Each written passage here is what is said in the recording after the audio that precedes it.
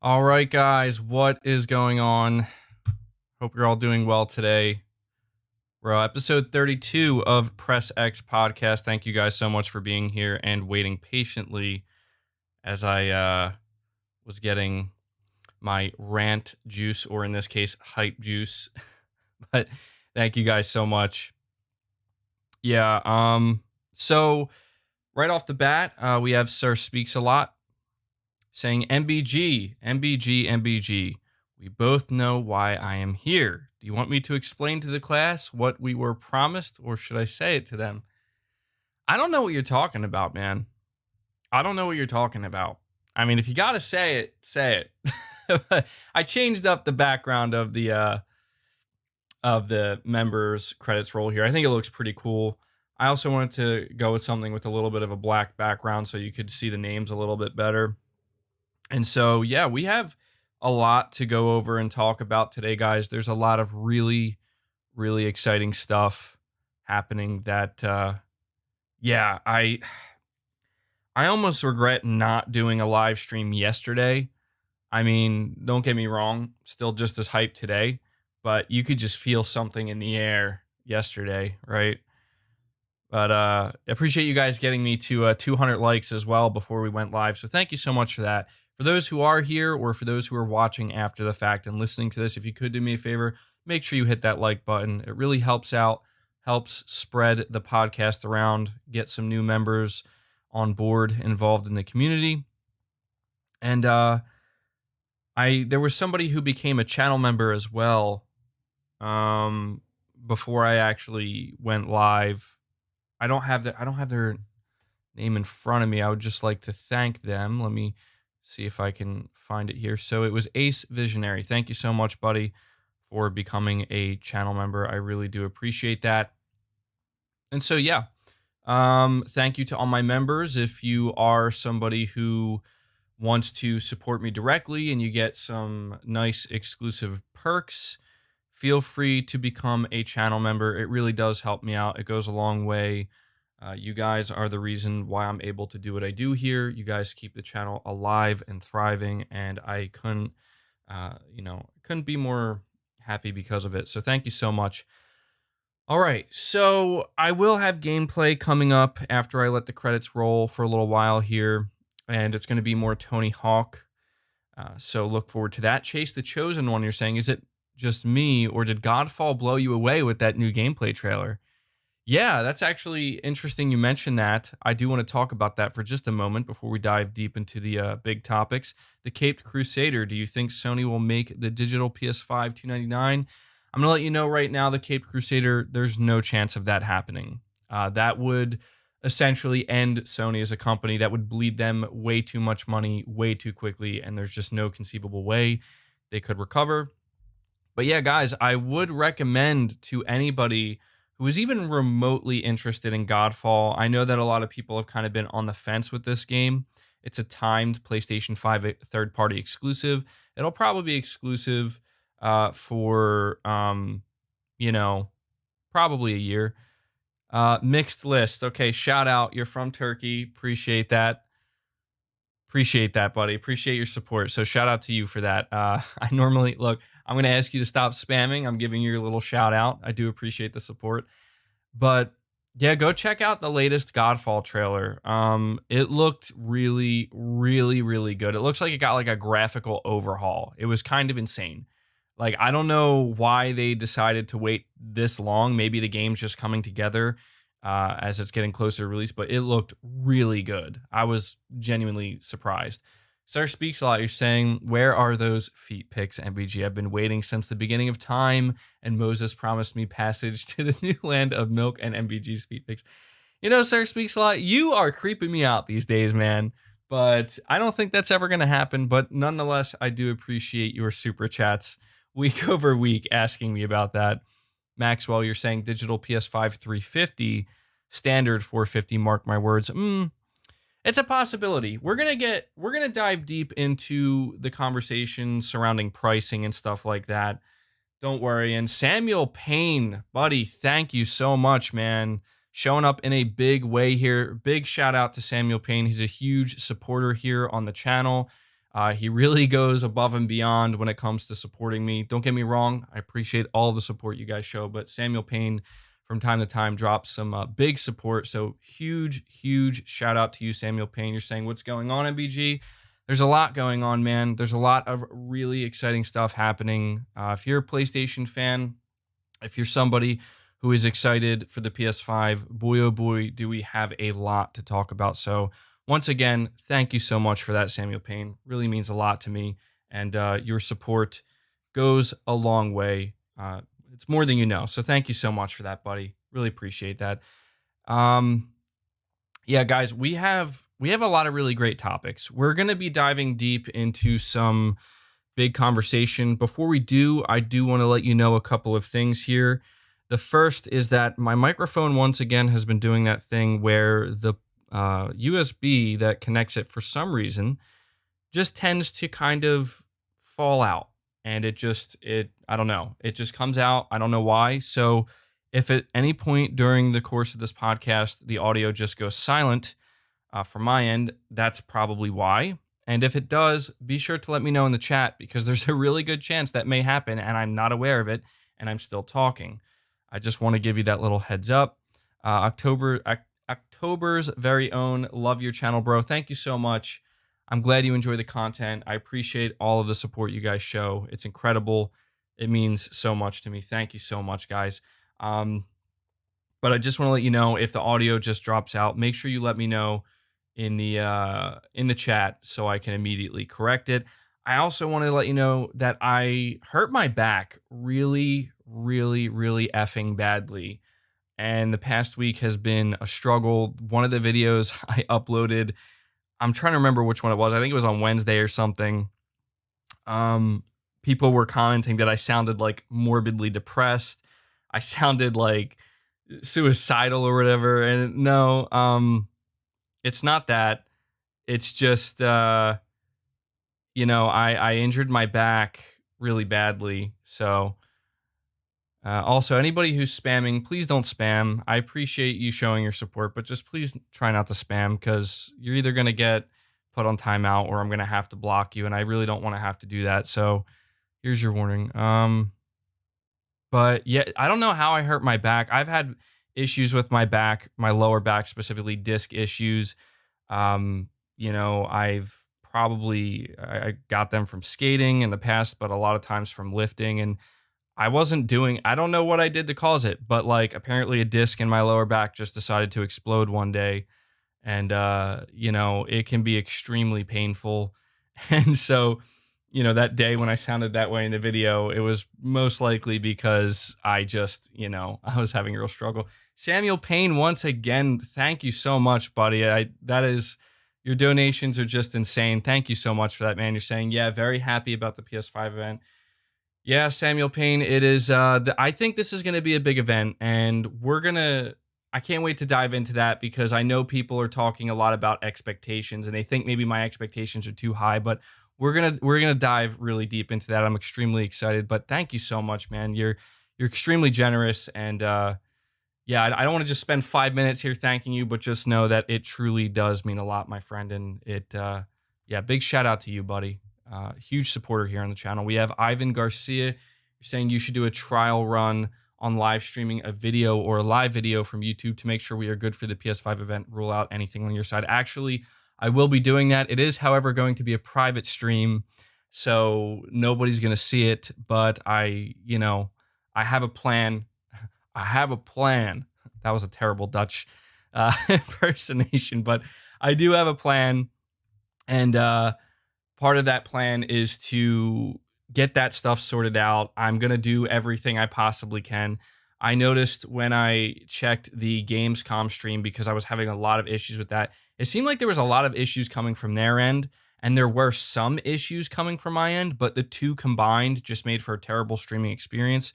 But I think it was mainly on my end, if I'm being honest. So I'm going to go above and beyond this time to try to ensure that everything is sorted out. And if for some reason, like, I can't get it working or fixed, I'll have to make, an executive call or decision or whatever to maybe consider not streaming it live and just doing it like streaming it live afterwards. But I don't think I couldn't see myself doing that. Like I want to react live with you guys. So a lot of you were telling me the last time we did a stream for Gamescom, you were suggesting like go check out IGN's stream, go check out Twitch. And I didn't listen to any of that for some reason because I was just fully convinced it was on my end. And I went back after the fact. I went to go watch the stream for a little while from, from the source, from the Game Awards YouTube channel. And it was pretty choppy there. And I'm like, oh, was that really the problem? Because it sorted itself out eventually. The stream smoothed out eventually on my end as well. So I'm starting to think maybe it really was more on their end.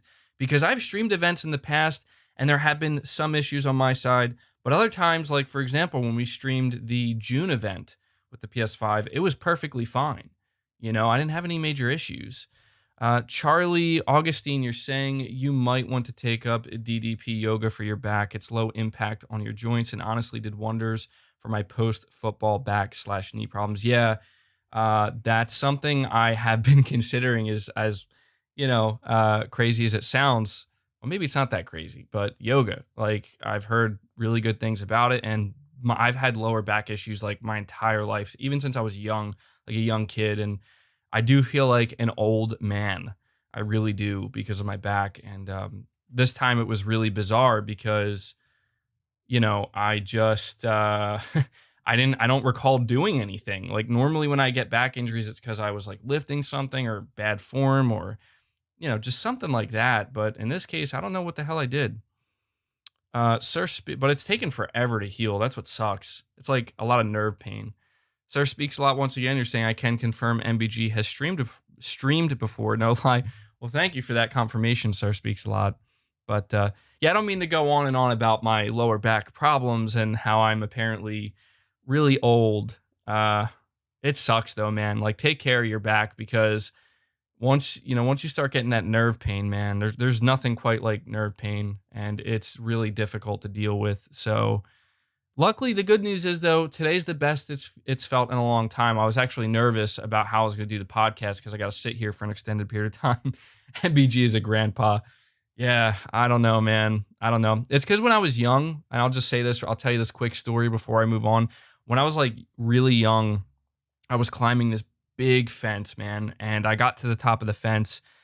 And when I was up there, I was like literally, I was hanging on and I looked to the right of me and there was a massive yellow jacket nest.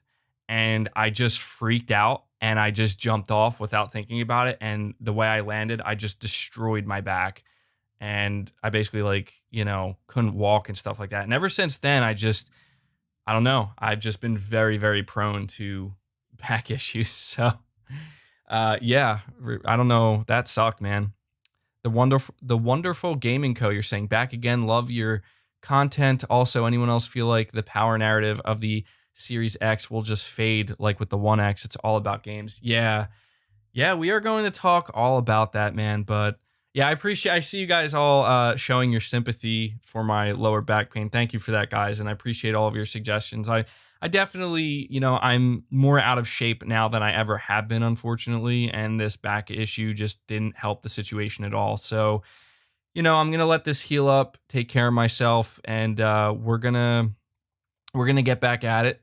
At least I'm going to get back at it, really whip myself back into shape and, try to really get back to my prime, I guess you could say. But thank you guys so much for that. All right, I'm going to remove the credits roll here. I think we had it on here long enough. Like I said, you're going to see some more Tony Hawk gameplay in the background. Really enjoying this game, having a good time with it. It's kind of addicting.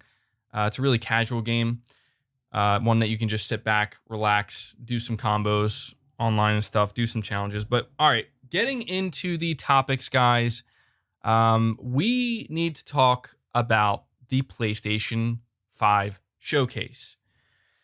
Now, I have a lot to say about this, believe me, and I'm going to tell you right off the bat that we will be talking more about the event as we get closer to it. I will be doing dedicated videos to it, maybe some predictions videos. A lot of stuff I'm going to be talking about today, maybe not a lot of it, but at least most of it we will most likely be talking about in separate videos, but this has to be talked about. Expectations, what Sony is trying to set up here. What can we truly expect from this event? Okay, Kapapa, you're saying PS5 is coming. Are you ready? Dude, I am more than ready.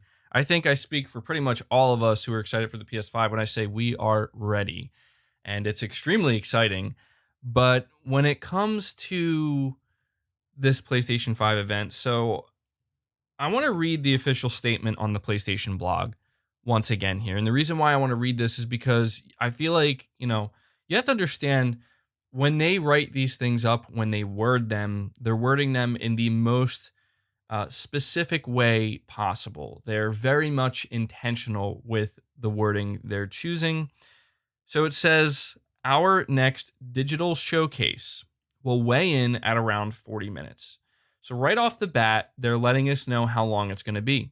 It's going to be 40 minutes. Now, if I think back to the June showcase, I think that was about an hour long. I think that was close to 60 minutes, maybe a little bit over, maybe a little bit under, but it was roughly, about that. So this 40 minutes, I mean, this is, 3/4 of an hour here. So I'm reading into this as if this is another proper event. It's another proper event. That's how I'm seeing it. It says it's going to feature updates on the latest titles from worldwide studios and our world-class development partners. That's the last thing they said. I'm reading this out of order. I apologize because for some reason I wrote it out of order, but this is what the official statement reads. Let me get this right. I apologize. Before PlayStation 5 launches this holiday, we wanted to give you one more look at some of the great games coming to PS5 at launch and beyond. So, the way I'm interpreting this wording and what I'm getting from this sounds like this is going to be the last big hoorah from Sony before the PS5 launches. Now, that's not to say that they're not going to continue to talk about the PS5 in a big way, say for the remainder of September and into October. Obviously, they are. And there may be some surprises, right? Smaller ones. But to me, they're trying to convey like this is the last big moment for them. And it's interesting because from what I've seen, a lot of people are saying that what they're anticipating is a teardown, a demonstration of the UI, pricing and release date, and maybe some gameplay of Spider-Man Miles Morales. Now, I'm going to tell you right now why that's not what I'm anticipating at all. But before I do that, we have Magnavolt. You're saying they need to show Silent Hill. It's time now. Yeah, so there was actually something I want to bring up on Twitter here that I want to refer to. A little list of game predictions, I guess you could say, that I will refer to when we get to that portion. But I just want to make it clear that for me, I'm just going to give you my expectations. And my expectations are different from what I'm going to recommend everybody else's expectations should be. Okay, now I want to make it clear that I am not an insider. I make this abundantly clear, nor do I speak to anybody that would have inside knowledge. However, I will let you know, and I do apologize off the bat if this is a massive tease to you guys, but I do want to let you know that I did learn something, okay? And I absolutely refuse to say any more than that.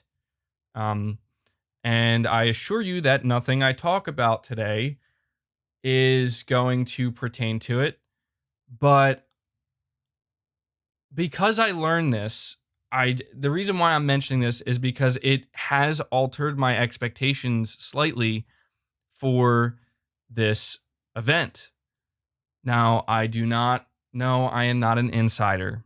I am not an insider. The way I learned about this, look, see, I was contemplating if it was even worth mentioning, but just rest assured that I'm not going to reveal it. It's too, it's too good. But I know that there's a lot of stuff I tease out on Twitter and stuff like that, and people assume that like, oh, I'm teasing out inside news. I'm not doing that. I'm not doing that. But I'm just saying that this has kind of altered my expectations, and I've been really thinking a lot about what exactly this event is going to be.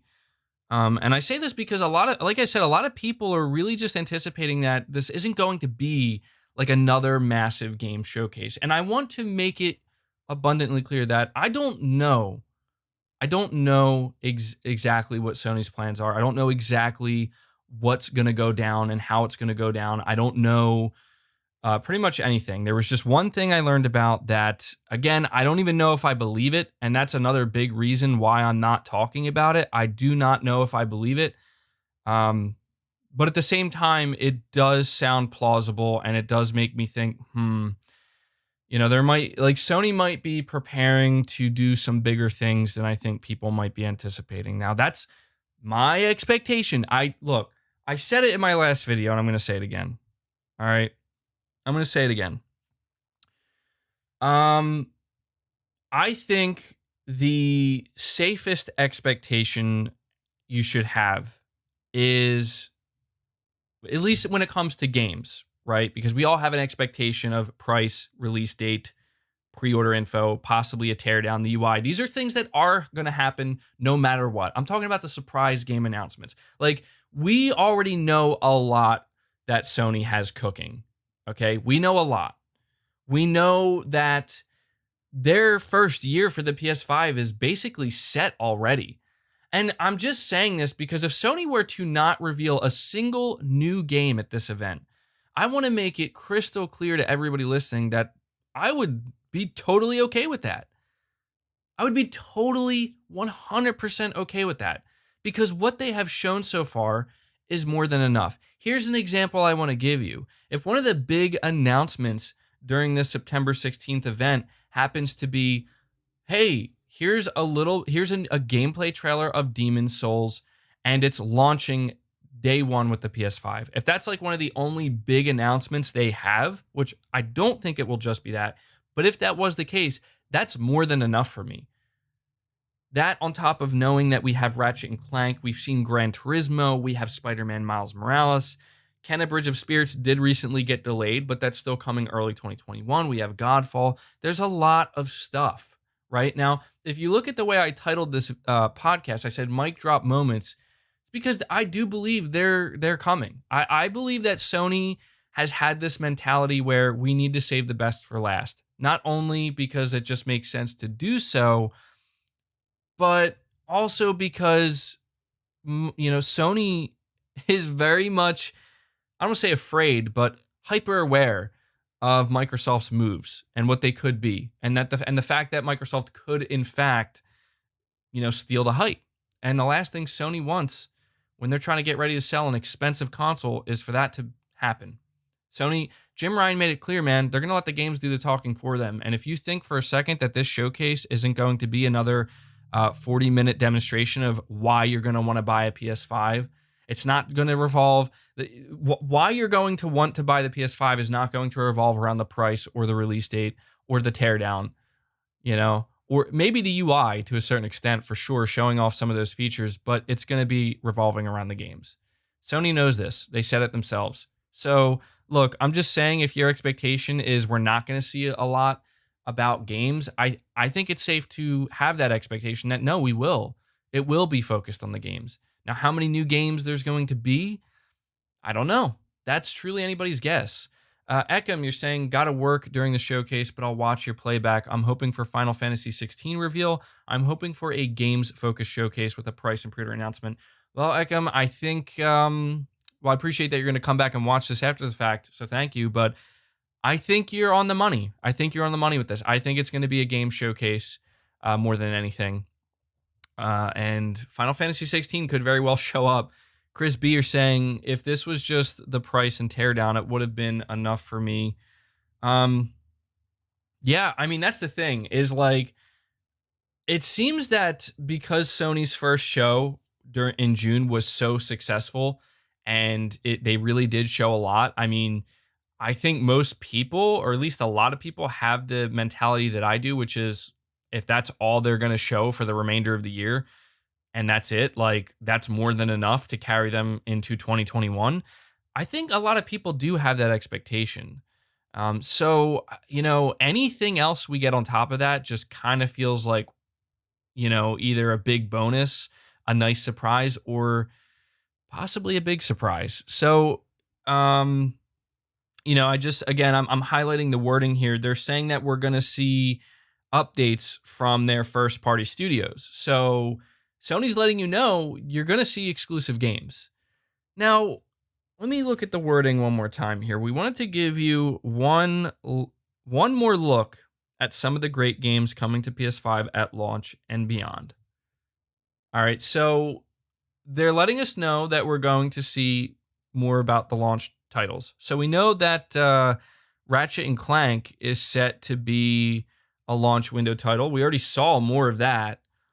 Spider-Man Miles Morales seems like the most obvious one. Like, are we going to see that? Now, look, I think we're going to see Spider-Man Miles Morales. I still believe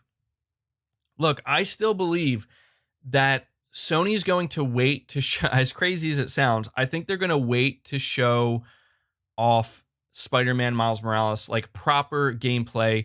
I think they're going to do a separate state of play in October. Like, that makes the most sense to me because it worked extremely well for both Ghost of Tsushima, and The Last of Us Part 2. So I don't see why they wouldn't do that format again. It also gives them a really easy way to just continue the momentum that they've already built up into October, right? Because that's still a whole nother month they have to get through and keep people hyped about the PS5. So I guess what I'm trying to say is, do not be surprised if we don't see Spider-Man Miles Morales gameplay. We could see another trailer. That makes a lot of sense. And we could get the release date for it, which, whatever the PS5's release date is, that's when the game's going to drop. I'm just saying, like, it seems likely to me, since that's going to be the first big title we see. It could be the other way around, though. If Demon Souls is, in fact, going to be a day one title, I don't know that it will, but if it is, then maybe we will see the Spider-Man gameplay here, but then we'll see the Demon Souls gameplay later on. Maybe the Demon Souls gameplay will have its own dedicated state of play, or who knows, maybe Sony could have 2 gameplay-focused state of plays throughout the month of October, which would be insane. That'd be insane. I'd love it, man. But they could do anything, really. The Wonderful Gaming Co. once again are saying, honestly, I don't care about anything except the pre-order date. Been on a base PS4 since day one, and I need the upgrade ASAP. Resistance would be dope, though. Yeah, I have to agree, The Wonderful Gaming Co. I'm at a point where you guys know how nervous I've been about being able to secure a pre-order, and I still am, but MBG, Mark Cerny's secret IP he's been working on. Yes, Mark Cerny's secret IP. Is it real? I don't know. Look at Mark Cerny's history. He is a game developer. He had a game ready to go at the, around the launch of the PS4. He had a game ready to go at the launch of the PS4 Pro. Granted, both of these games were knack, so that tells you if Mark Cerny is in fact working on a new game. He's clearly working on knack 3. I'm just going to let you guys know right now if Mark Cerny, and this is if because I don't know, if he is really working on a new IP or a game, I should say, it's probably not knack 3. So I know I'm destroying the hopes and dreams of many. I can confirm knack 3 is not on the docket here. So, but you know what is? I leaked this yesterday on my Twitter. I don't know if you guys know. Bugs Knack. Yep, that's right. Bugs Knack. I know. Sony's bringing the big guns. They're bringing the big guns. Oiyakarumi, you're saying, I hope the PlayStation doesn't hurt the Xbox fans too much, because even though Xbox got a one-up on PlayStation, I still don't see Xbox finishing the race. Xbox, please their fans. Props to them. Yeah, we're going to talk about that as well before the podcast ends. I do want to get more into the Xbox Series S, what some developers are saying about it, stuff like that, and how this is going to potentially affect the PS5, or not just the PS5, but third-party game development or just game development next gen in general. But let's get into the meat and potatoes of this conversation, guys, regarding the PlayStation 5 event. What games will be there? What should we expect? Well, as I said, I want to make it clear that just because I'm hyped, just because Oh, for the person that's saying MBG only notices super chats, don't worry. We do a Q&A session at the end of each podcast. During my main topics, yeah, I only really acknowledge the super chats, which I'm very grateful for. But if you want to talk to me directly and ask some questions, don't worry. There will be an opportunity for you to do so at the end of the podcast. So, yeah, just a heads up to anybody who's new here and listening. You're saying I suck at Tony Hawk? I don't know. Is this bad? I think I'm okay. I think I'm pretty good. I think I'm above average, but whatever. Anyway, the meat and potatoes of this conversation. What games is Sony going to announce at this event? Well, I just want to say one last time that what you're going to hear is just my expectations. And I am not telling you that you should walk away from this podcast when it's all done and going into the event expecting what I'm expecting. Because I understand that a lot of times my expectations maybe are a little bit too high up there. However, I just can't help but get this feeling that something big is coming, possibly some mic drop moments. The way I see it is Sony has a lot. They have a lot, okay? They have a lot. I think more than people know. And the way I see it is Sony doesn't want to reveal everything. But even for the stuff that they are willing to announce, I think they cut it in half. I really do. I think they cut it in half. And I think the fact that this is going to be like a 40-minute showcase, as they're calling it, I think that kind of maybe proves they cut it in half. Now, when you look at the gaming side from Microsoft, I won't lie, Microsoft has not given Sony that much incentive to have to really come out fully swinging with a crap ton more game announcements. If anything, Microsoft has kind of done the opposite of that. Unfortunately, this is where the competitive side comes in. Echo X, you're saying hashtag Bug Snacks. Yeah, Bug Snacks will be an interesting game. It'll be interesting to see how people respond to that game when they finally get their hands on it. But I want to run down this list with you guys. I have a list of games here. Now, these are just exclusive games. Whether or not we're going to see more third-party games, I don't know. I mean, I think it's a 50-50 thing. This could be a show that's just focused on Sony's exclusives, or it could be a mix of both. Okay, so Silent Hill. Is Silent Hill real? Will we see Silent Hill revealed? For this one, I'm going to tell you guys yes. Again, I want it to be known that I know I said towards the beginning of this that I know something. I'm going to let you know that if you're thinking I'm going to reveal what I know in this list, I'm not. Okay? What I know, I don't believe it. I don't know. I don't think it's true. I'm not talking about it here. So don't worry about it. All right? I'm just letting you know now. Chris B, you're saying they still have The Last of Us 2 multiplayer to talk about. Yeah, that's on my list. Dieter Ruse, you're saying, hey, MBG, did you manage to get your PS4 Pro fixed? Actually, yeah, thank you for asking. I did. I took everybody's advice. I bought another hard drive for about $45, and I installed it, and it's working perfectly fine. So even though I plan to upgrade in just a couple of months from now, it's still nice that I'm able to save my PS4 Pro. And that turns out that was, in fact, a problem. So you guys helped me out with that. Thank you so much. But, all right, look, so Silent Hill. Is Silent Hill real? I don't know. I say this because you have to understand the biggest front runner for Silent Hill was Dusk Golem. Yes, that's right. Dusk Golem or Aesthetic Gamer. And we saw what this individual did by trying to slander the PS5 with Resident Evil 8. And when that happened, it really made me kind of take a step back and be like, this was the guy that was really pushing and peddling Silent Hill. But the thing about Silent Hill is he was not the only one. There has been multiple sources, not a whole lot, but video game. What did they call? Not video game. I forget that there's a website. It's a horror website. They deal with all things horror. They also reported on it, and they said that from their own sources. I don't have the name of the website at the forefront of my mind. I apologize. Maybe somebody in the chat can tell me. They confirmed with their own sources that Silent Hill is a real thing. I think there's enough evidence that it's real. I mean, yeah, Dusk Golem, he's one of the people that also was saying it's real. Rely on Horror. There you go. Thank you. Yeah, they're pretty reliable as well, as far as I know. So, I do think that Silent Hill's real. I think it makes a lot of sense. But, another game that people are bringing up because of Silent Hill is Metal Gear Solid. Now, you guys know how I am with Metal Gear Solid, okay? You know it's my favorite game franchise of all time. Solid Snake is my favorite character of all time.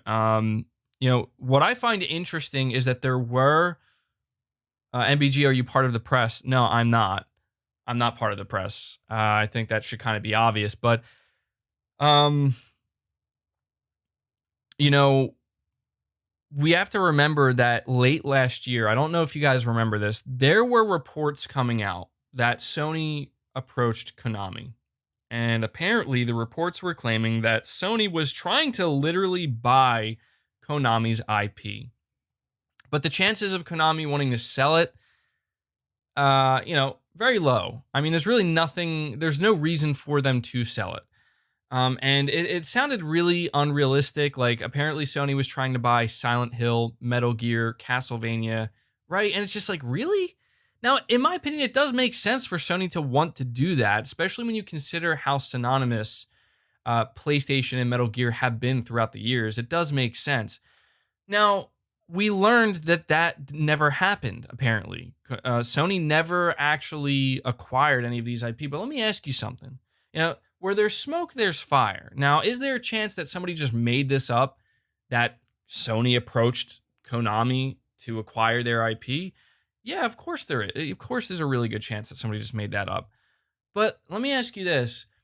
If you were Sony and you basically said to Konami, look, you got some really valuable IP, how much you want for it? And Konami says, it's not up for sale. What's the next move? What move do you make after that? Come on, put two and two together here. You license it. You partner with them. That's what you do. So, I don't know. Josh Z, MBG, if you get PS5, look for custom button mapping. I'm terrified they're going to remove that. And I use it all the time with the PS4. I have CP and have to mod other systems with hacks for DualShock 4 support. Am I too worried, do you think? Well, Josh Z, I don't know. I mean, I think Sony still cares about that stuff. I know it seems like it's not at the forefront, like when it comes to accessibility, especially with people, who are having issues with anything. I think you don't have to worry about it. I have to imagine if it's something that's there with the PS4 and it's something that you currently use, I mean, your biggest issue might be trying to get used to the DualSense controller over the DualShock 4, but I think that Sony is still prioritizing that. Like, if it's something, again, that's already there, I fully expect it to be there. So I'm going to say try to remain optimistic about that, but it does seem like we are going to have to wait until the console is out to know exactly what accessibility features Sony will offer. But I anticipate that it will be there. So thank you for that super chat, by the way, buddy. Thank you for your support. But look, I don't know when it comes to Konami. I don't know if Sony actually has anything going on with them. I'm just simply saying I would not be the least bit surprised. Look, a huge part of that for me is wishful thinking. Because Metal Gear Solid is my favorite franchise, like, here's something I want you to think about as well. I want you to think of this scenario, all right? Konami has to be self-aware at this point. There's no way they can't be. What I'm talking about is Konami understands people absolutely hate them. Absolutely. They have completely estranged themselves from the gaming community.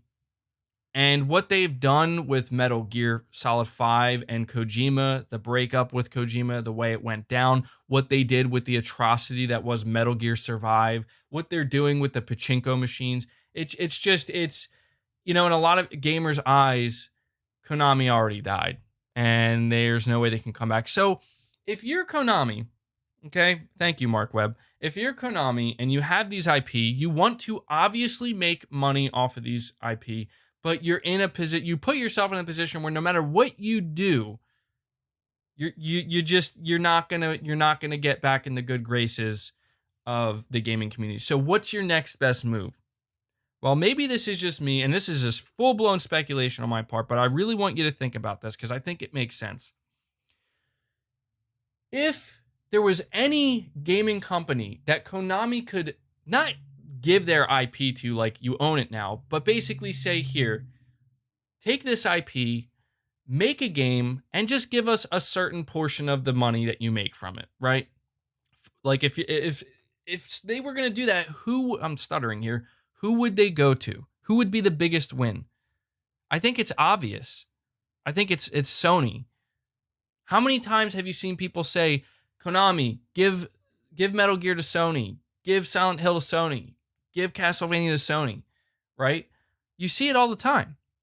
So I'm just saying, if Sony approached them and they had some type of big meetings or something, I mean, I know Konami is a terrible company and they've done some terrible things, but even they have to be intelligent enough to know that, this is the only way for them.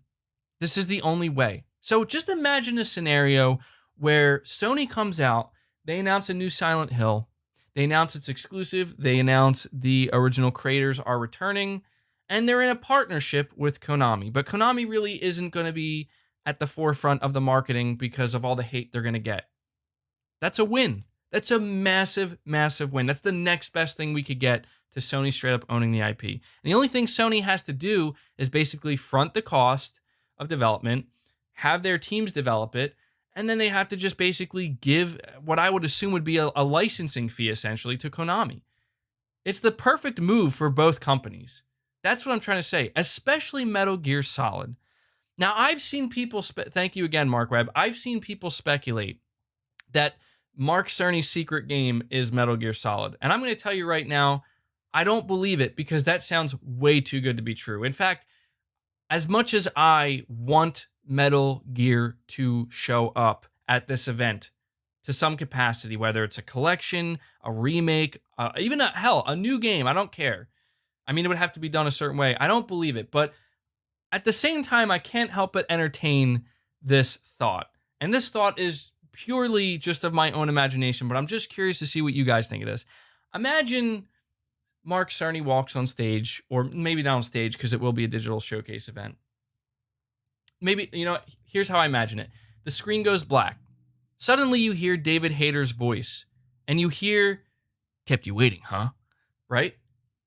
And all of a sudden, the Metal Gear logo pops up. And everybody loses their mind because they're like, oh my God, Metal Gear is returning with David Hayter, and we're seeing it at this PS5 event. Then Mark Cerny walks out and announces that him and his team are working on a Metal Gear Solid game. It could be anything. Maybe it could be, I don't know, a remake, a collection, or a brand new game.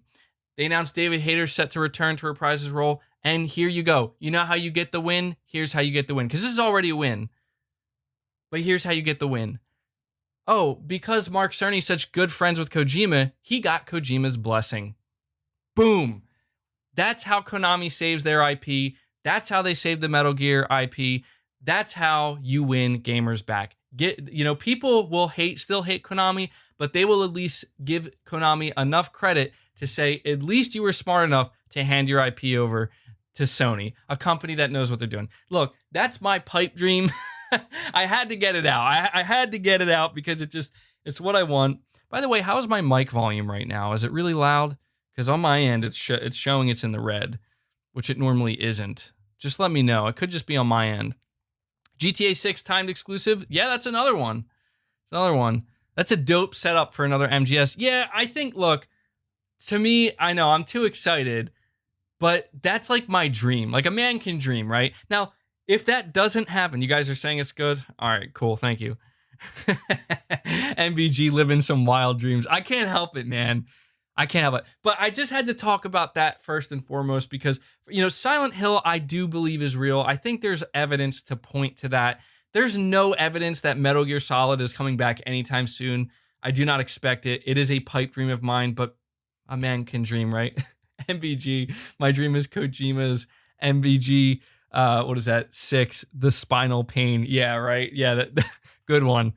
But yeah, so something with Castlevania as well. I've seen people mention that. I don't know. Castlevania, I think, is hit or miss. I think it's just as likely or unlikely as Metal Gear. But I think considering how synonymous, again, PlayStation is, or Metal Gear is with PlayStation, I think that, it's a possibility that we could see that. So, but anyway, yeah, I know I'm getting really ahead of myself here. So Silent Hill, I do believe. Metal Gear Solid, I don't believe it. I want to believe, but I don't believe it, unfortunately. But man, could you just imagine that? That would be the craziest moment ever. I'll tell you guys right now. Look, this is the last thing I'm going to say. I'm going to move on to the rest of this list. If a Metal Gear Solid game is announced as a PS5 exclusive, and I'm just saying a PS5 exclusive because that would just be like insane to me. I mean, it could be a third party thing. You guys are going to see me lose my mind on stream like you've never seen. It's going to happen. I will be on another level like you've never seen before. It's going to transcend my channel. It's going to be crazy.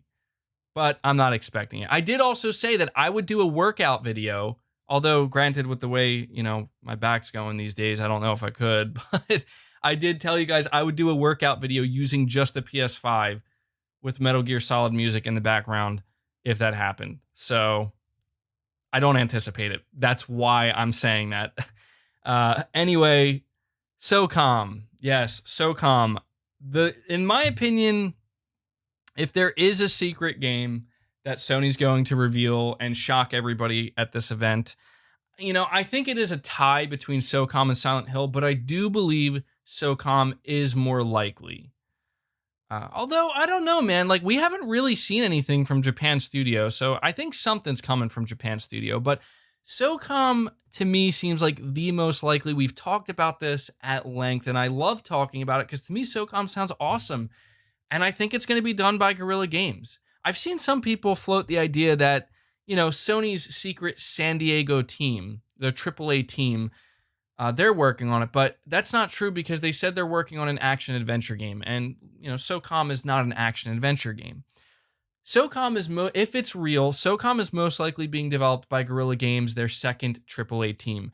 Guerrilla Games basically has two AAA teams. The first one, A team, I guess we'll call them, is working on the next Horizon. Now, I've also heard, and I kind of hope this isn't true, nothing against Horizon, because I think Horizon Forbidden West looks amazing, right? But I feel like this would just be a little bit of a letdown considering the possibilities of what this other team could do. I've heard that, and I don't know how true this is, but I heard that the second Guerrilla Games team is actually working on a massive multiplayer component for Horizon Forbidden West, and it's essentially going to be like Monster Hunter but Horizon.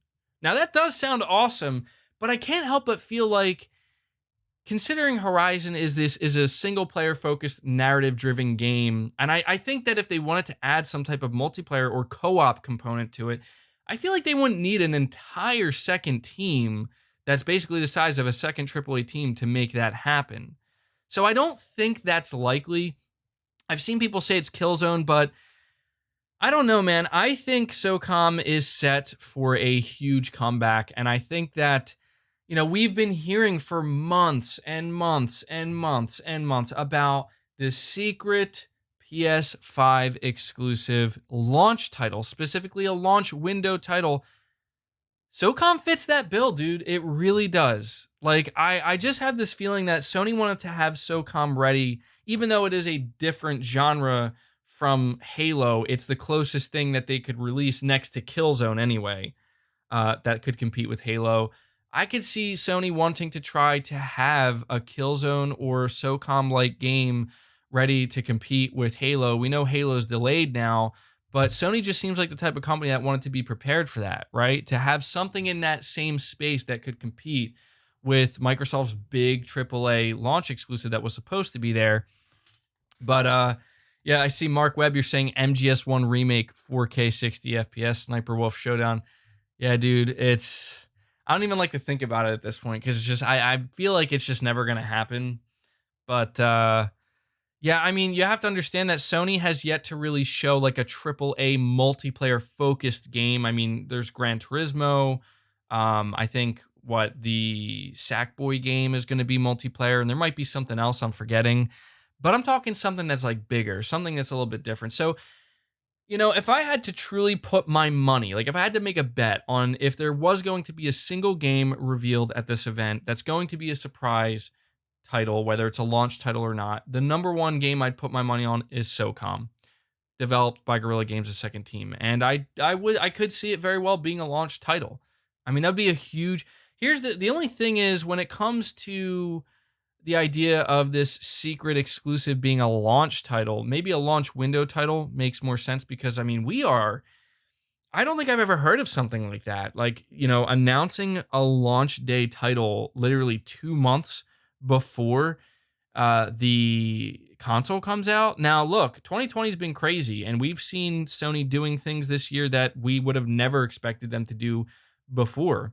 So, yeah, you're saying, hey, MVG, will they show off the expanded and enhanced GTA 5? Yeah, I mean, I do think, because they mention here world-class development partners. Now they're saying world-class. Now that implies that their development partners are going to be big, not like indie. And no offense to indie devs or anything like that, but I mean, come on, they're using specific wording here for a reason. By world-class, they mean like big publishers, big development teams, such as say Rockstar. So yeah, I just, I don't know, man. To me, I think SOCOM is the most likely. But we have other games we have to go down. Last of Us Online is what I like to call it, or the multiplayer component that is currently in development. It is standalone. I need everybody listening to this who, I know most of you understand this, but for those of you who are not familiar with it, it is standalone. It has nothing to do with The Last of Us Part 2 other than the fact that it's going to be set in the Last of Us universe. It's going to be running on the same engine. It's going to have the same mechanics, same weapons, stuff like that. But other than that, look, I know that there's a lot of people who are expecting this to be a PS4 title. I don't think it's going to be. I could be wrong. I don't think it's going to be. I think one of the reasons why they made a decision at the last moment where basically like, look, we can either release this game sometime in 2021 and it's going to be a PS4 and PS5 title, or we can make this like a big multiplayer PS5 standalone $40 title. I think that's what they're going to go with. I mean, if you look at Uncharted Lost Legacy, that's proof that, Naughty Dog is going to do their own standalone stuff and it can be very fleshed out. I think we're essentially going to see them do another Uncharted Lost Legacy, except this time it's going to be a multiplayer focused game. That's what I expect. So now the reason why I don't think this is going to show up here is because I don't think it's going to be on PS4. And the only way Naughty Dog could reveal a standalone multiplayer Last of Us title and not get people extremely angry at them that it's not going to be on PS4 is if they announce it sometime later on.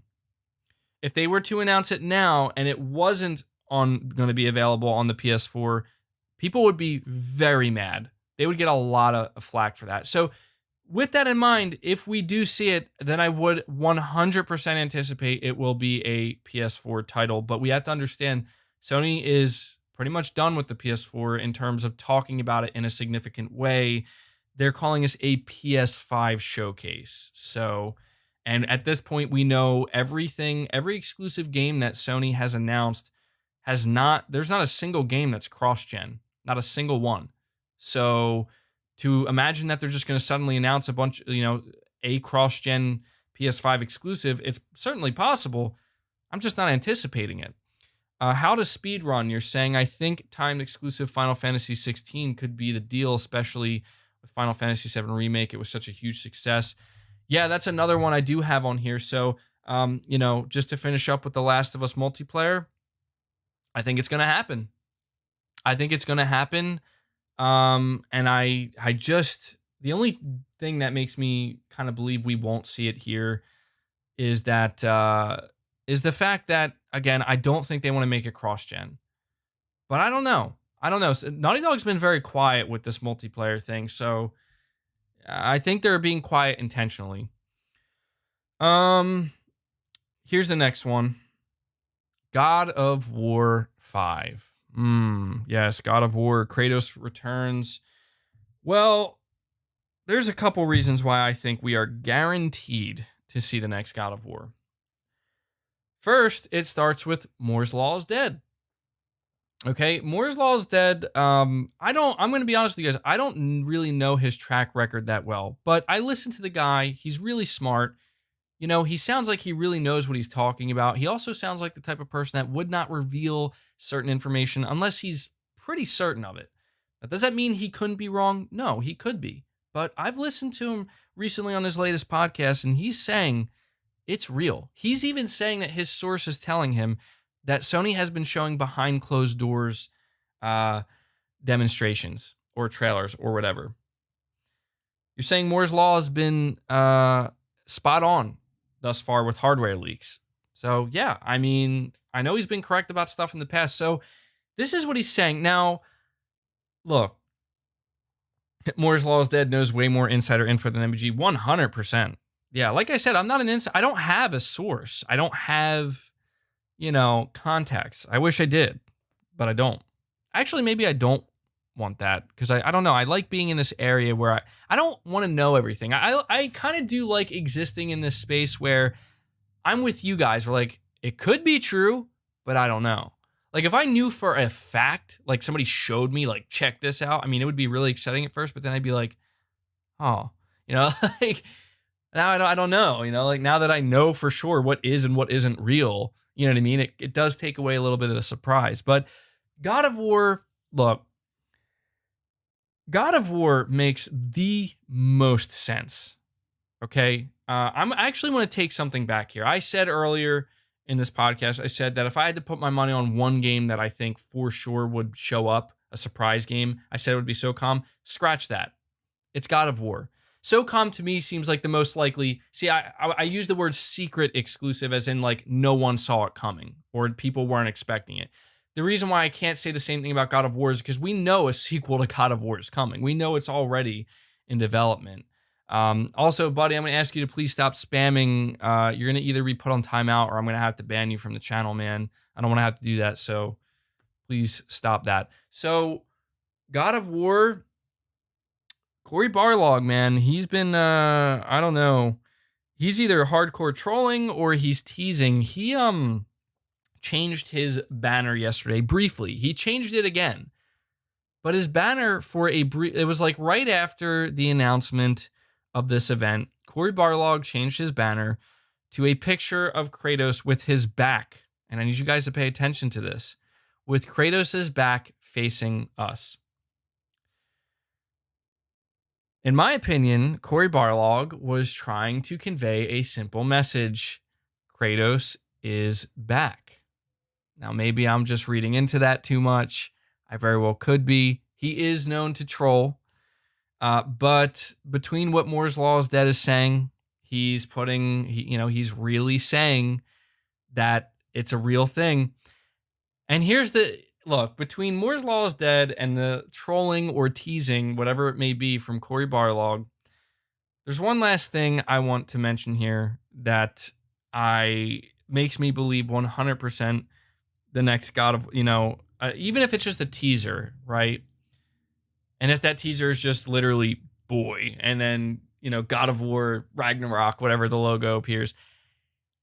I think this makes the most sense because you have to think about Sony setting up this showcase. When Sony was setting up the showcase, you know what? Here we go. I actually want to mention this real quick as well, just to prove my point a little bit further. And I may make a separate video on this because, again, I know not everybody catches the entirety of the podcast. But check this out. So, Push Square today posted an article, and I want to read from it for a second here. I got to find it. Give me one sec, guys, because this, in my opinion, this is pretty telling as well. Tell me I didn't actually open up the article. I can find it. Give me one second. Illest Truth, you're saying Kratos versus Thor with the I/O throughput of the PS5 is going to be crazy. I agree, man. It seems like there's going to be some really awesome stuff that Sony's exclusive teams, or not exclusive teams, but their first party teams are going to be able to do. All right, here we go. I came across this article from Push Square, and it reads, Project Nimble was the code name for PS5 showcase event. It says here, according to the dictionary, nimble means quick or light in movement or action. Interestingly, it seems Project Nimble was the code name for Sony's upcoming PS5 showcase event internally. The moniker is mentioned as part of the file name for the live stream's lead image on the PlayStation blog. So it gives us a rough idea of how Sony referred to this event in the boardrooms around its headquarters. It's pertinent because there's been an ongoing narrative that the manufacturer was simply waiting for Microsoft to play its hand before it responded with its own event. Project Nimble would suggest that it's been quietly plotting behind the scenes and had a plan in place ready to respond. Now, this is more revealing than some people might think. The reason I say this is because, look, we've been hearing for quite some time now that Sony has essentially been saving some, I guess we could call them mic drop moments. That's what I like to call them, or some bombs, whatever it may be, to drop just in case. Just in case. Basically, they just wanted to be prepared. They wanted to save the best for last. Now, reading from this list that I've set up here, the reason why God of War, in my opinion, seems like an absolute, seems like a guarantee, is because if you were Sony, or if you were somebody working for Sony, and it was your job to set this up, to set this event up, not knowing exactly what Microsoft may have planned, but assuming and not underestimating your competition that Microsoft may have something big planned, maybe a big surprise. You don't know. You don't want to assume that they don't have anything. You don't want to assume that the Xbox is going to be in a bad position. And let's be honest, a big surprise for Sony potentially was that $300 price point with the Series S model. That is something that for sure is considered a win on Microsoft's side, regardless of what we may think about it. Okay? If you were in this board meeting and you had to plan this out, if Jim Ryan were to ask, what's the one thing we could show? Just, even if it's just for a moment, just the one thing to guarantee no matter what, that our second event is a huge success. Just one thing aside from the price, the release date, and pre-orders. I mean, let me ask you guys, what would that one thing be? Think about it. What would the one thing be? You already know. Everybody already knows. So, Adrian Pollard, you're saying that leak from Microsoft was a very intentional leak. I don't think so, buddy. The reason why I don't think it was is because it actually leaked out. Yeah, there you guys got it. The chat has it. Yeah, Bloodborne 2. I mean, I can't argue that would be a thing. Yeah, for sure. But something a little bit more practical, more tangible. But no, I don't think that leak was intentional because, the actual event itself, like the 20-minute, however long it was, I didn't watch it myself, but I saw articles being written up about it. It leaked out. So no, they had a whole pre-recorded thing planned. Now, look, if I'm putting my tinfoil hat on and I'm going full Alex Jones mode here, I'm going to say that Sony had an internal guy. They had a spy over there at Microsoft, and Sony, like, oh, it's funny to think of. It's crazy, but again, I'm in Alex Jones mode here. Sony has a guy over there on the inside at Microsoft, and that guy gets back to Sony, and they're reporting to Sony like, "All right, I have the information.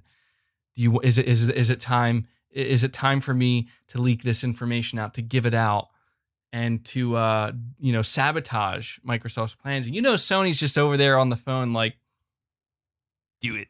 Like that's what they're, dude. I'm telling you, that's Sony, man. That's what they did. I mean, yeah, you're saying MVG, they called it a theft. Yeah, dude, they're literally saying that their stuff got stolen from an outside source. And I'm just like, yeah, I don't know, man. I'm just like, look, it has to be Sony, because who else would do it? Yeah, it's so funny. I mean, look, it is totally conspiratorial territory, but yeah, execute Order 69. Right. Yeah, I don't know, man. Adrian Pollard saying, I was trying to get you to follow me on Twitter. My best friend is a marketing engineer for Microsoft, and I've been trying to give you the info he gave me. Hey, Adrian, it could be correct. Look, I'm not going to lie to you, man. Like, as I said, I prefer to be able to speculate and kind of have my own thought processes. I mean, look, I just don't understand why Microsoft would have a pre-recorded event or thing, unless they decided at the last minute that actually this kind of sucks.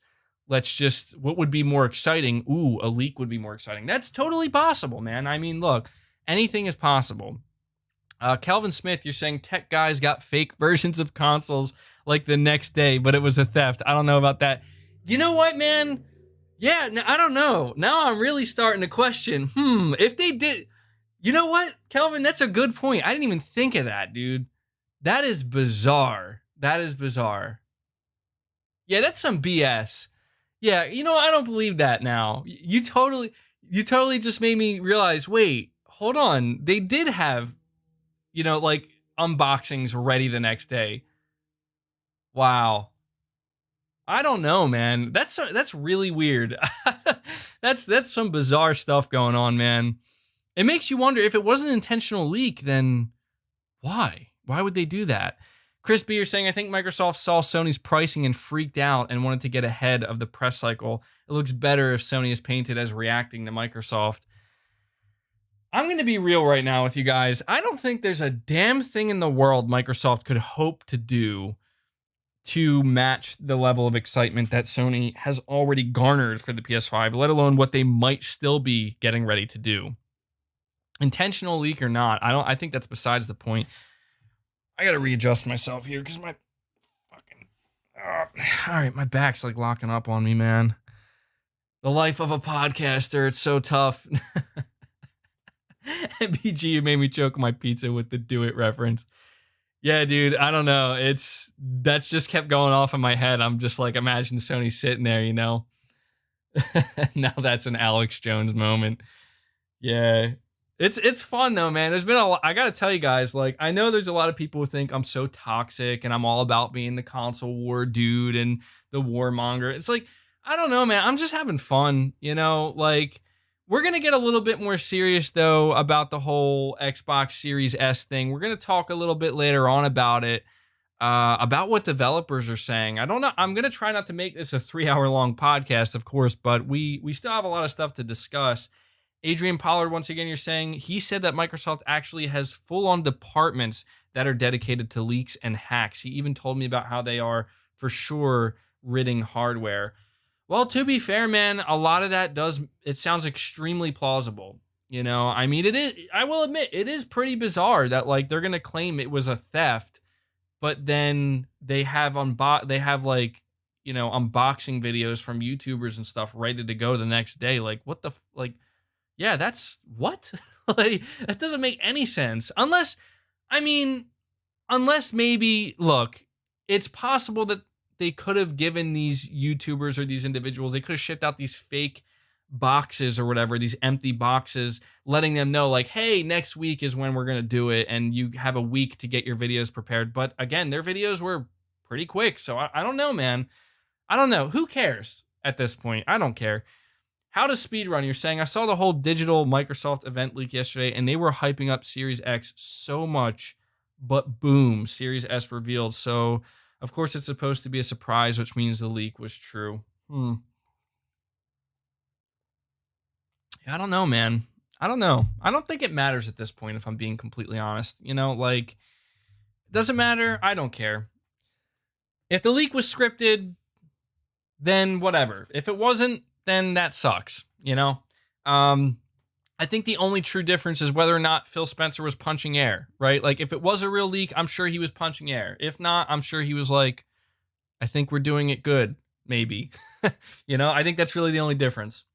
Now, the only thing, maybe you guys can let me know, for those who did watch the leaked, they had a pre-recording. For those who did watch it, can you tell me, were there any game reveals that they had during there, like set to, or gameplay or something? Or was it literally just them talking about it? Because the only time I would really believe this was a legit leak for sure, like 100%, is if they actually had game reveals set alongside it and, that got leaked out or something.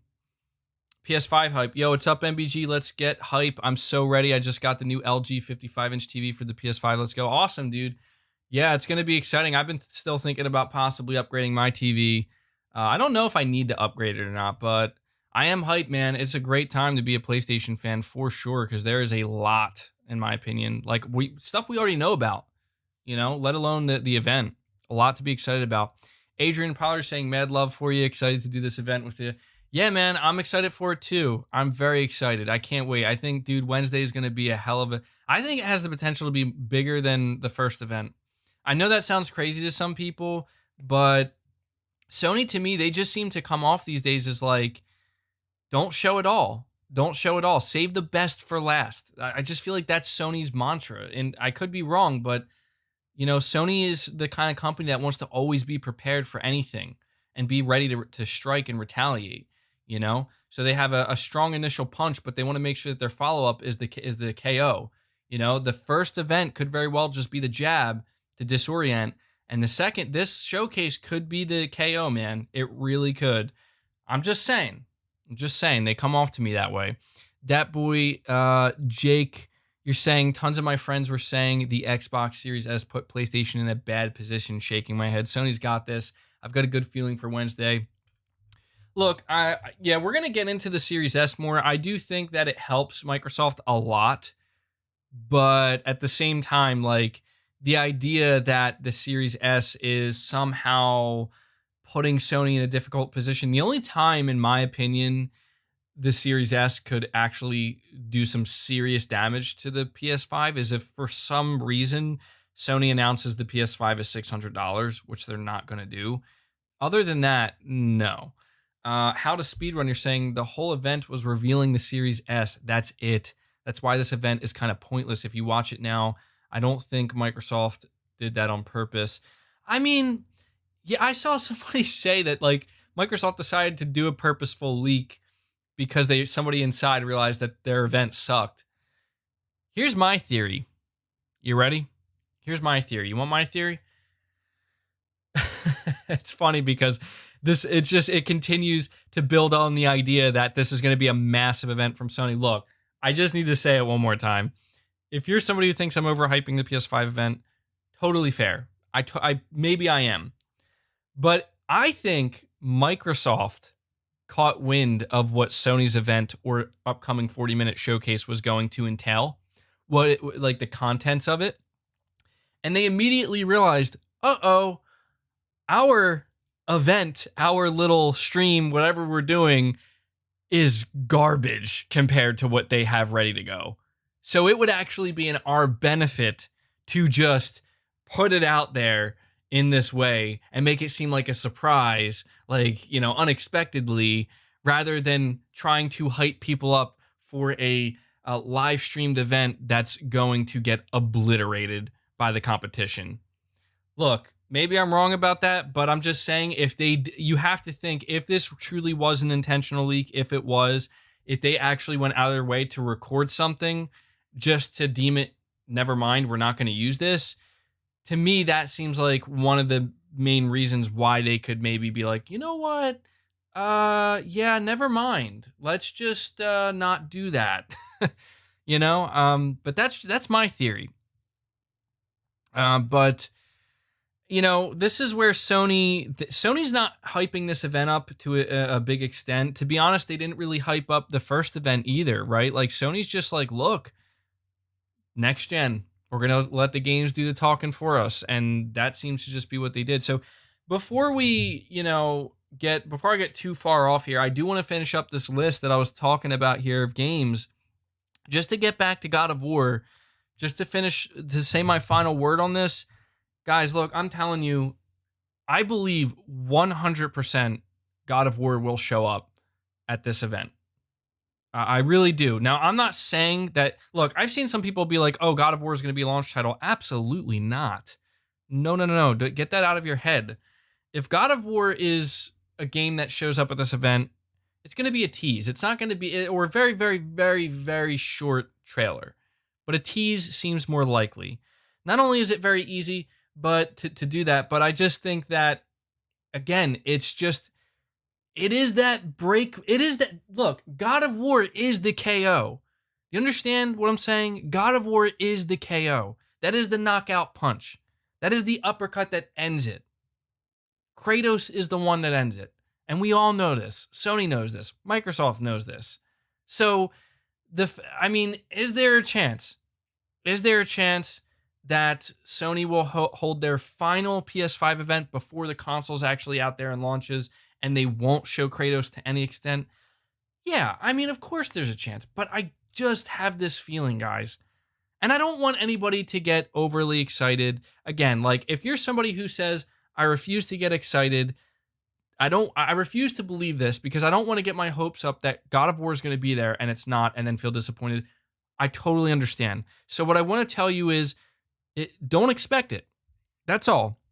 I'm just saying I believe it will be there, but I'm going to tell you don't expect it. The reason being is because as I said, I think a fair expectation is one more new game announcement. God of War could be that game announcement. It might not be.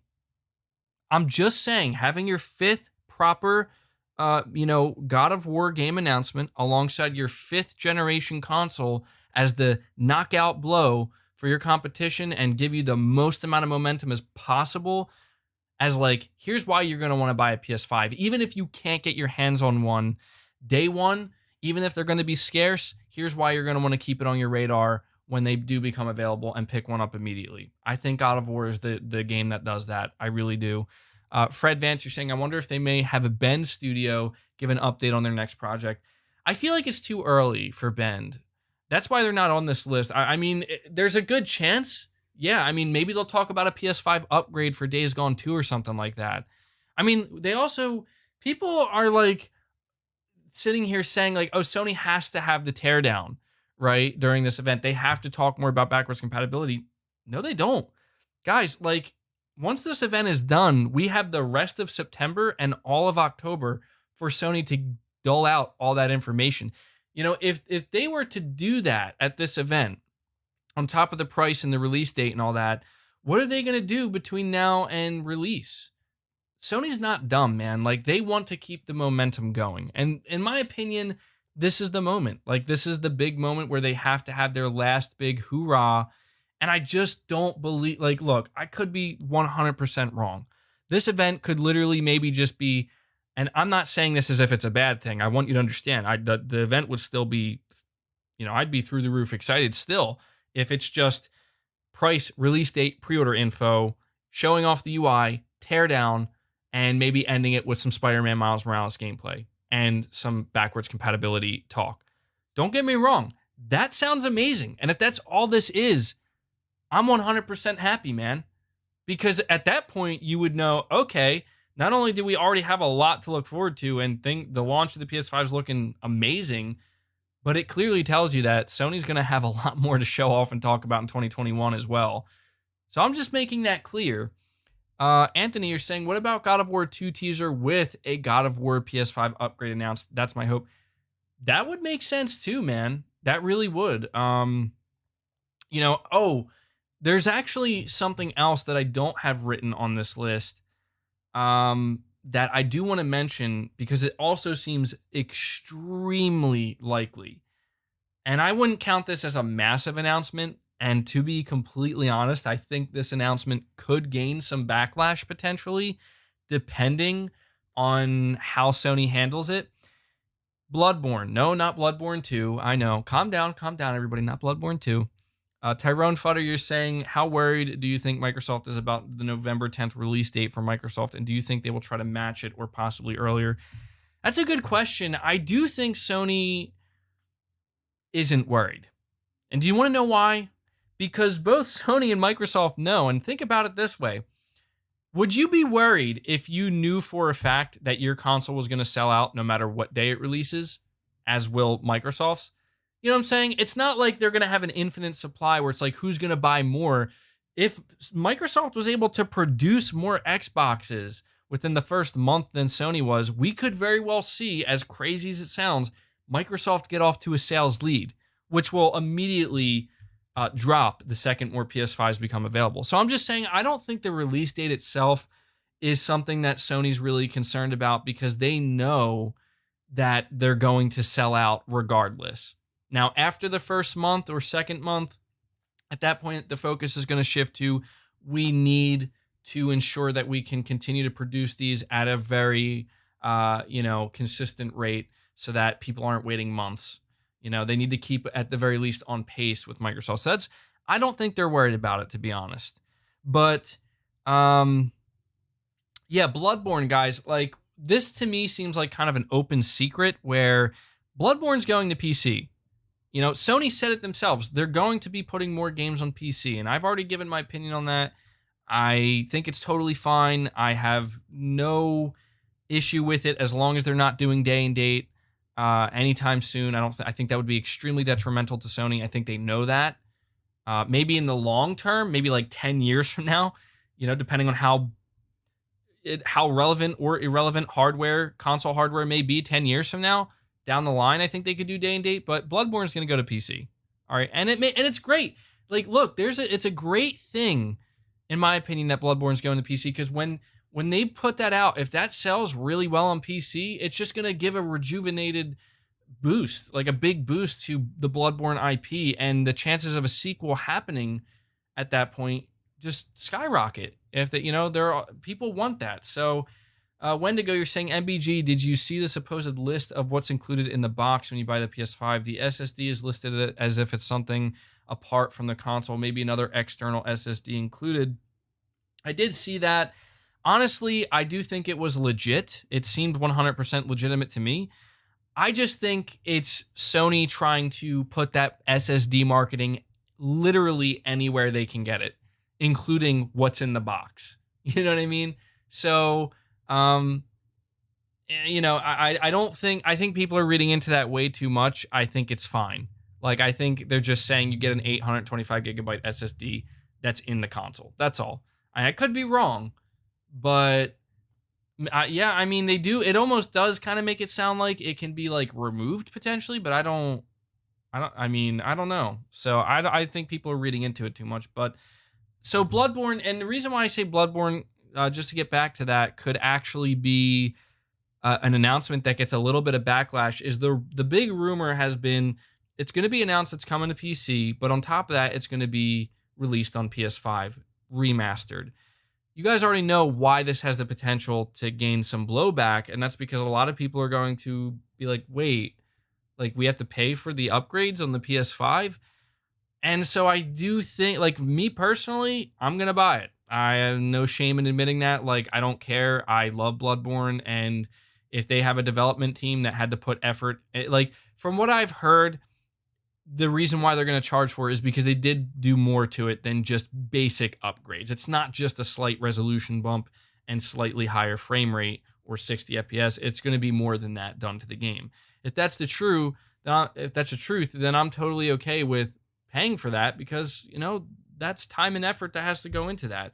I understand not everybody's going to feel that way. I think if Sony does decide to sell it as a remaster on the PS5, they need to really let people know why they're selling it. Again, like what went into it, why it's not just a basic upgrade, but most importantly, the pricing needs to be on point. Absolutely cannot be $60. That would be a huge mistake. However, it might be, but still, I think Bloodborne's a guarantee at this point.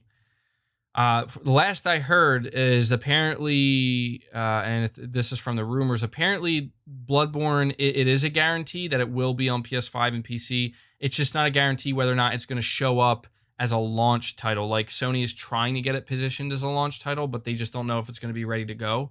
So, the idea of God of War being remastered for the PS5, see, that game came out in 2018, so it's like, you know, and it released on the PS4 Pro. I don't think Sony could get away with charging for like a PS5 version of God of War. I mean, Bloodborne, I think, is already pushing it, but you could at least say, well, Bloodborne came back out all the way back in 2015, and we never did get like a PS4 Pro version.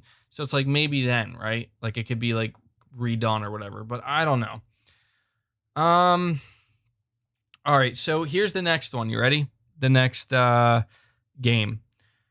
We have San Diego's studio, their mystery AAA game, which is confirmed to be an action adventure game. Now, it's been widely speculated for quite some time now that it's the continuation of Uncharted, which it very well could be.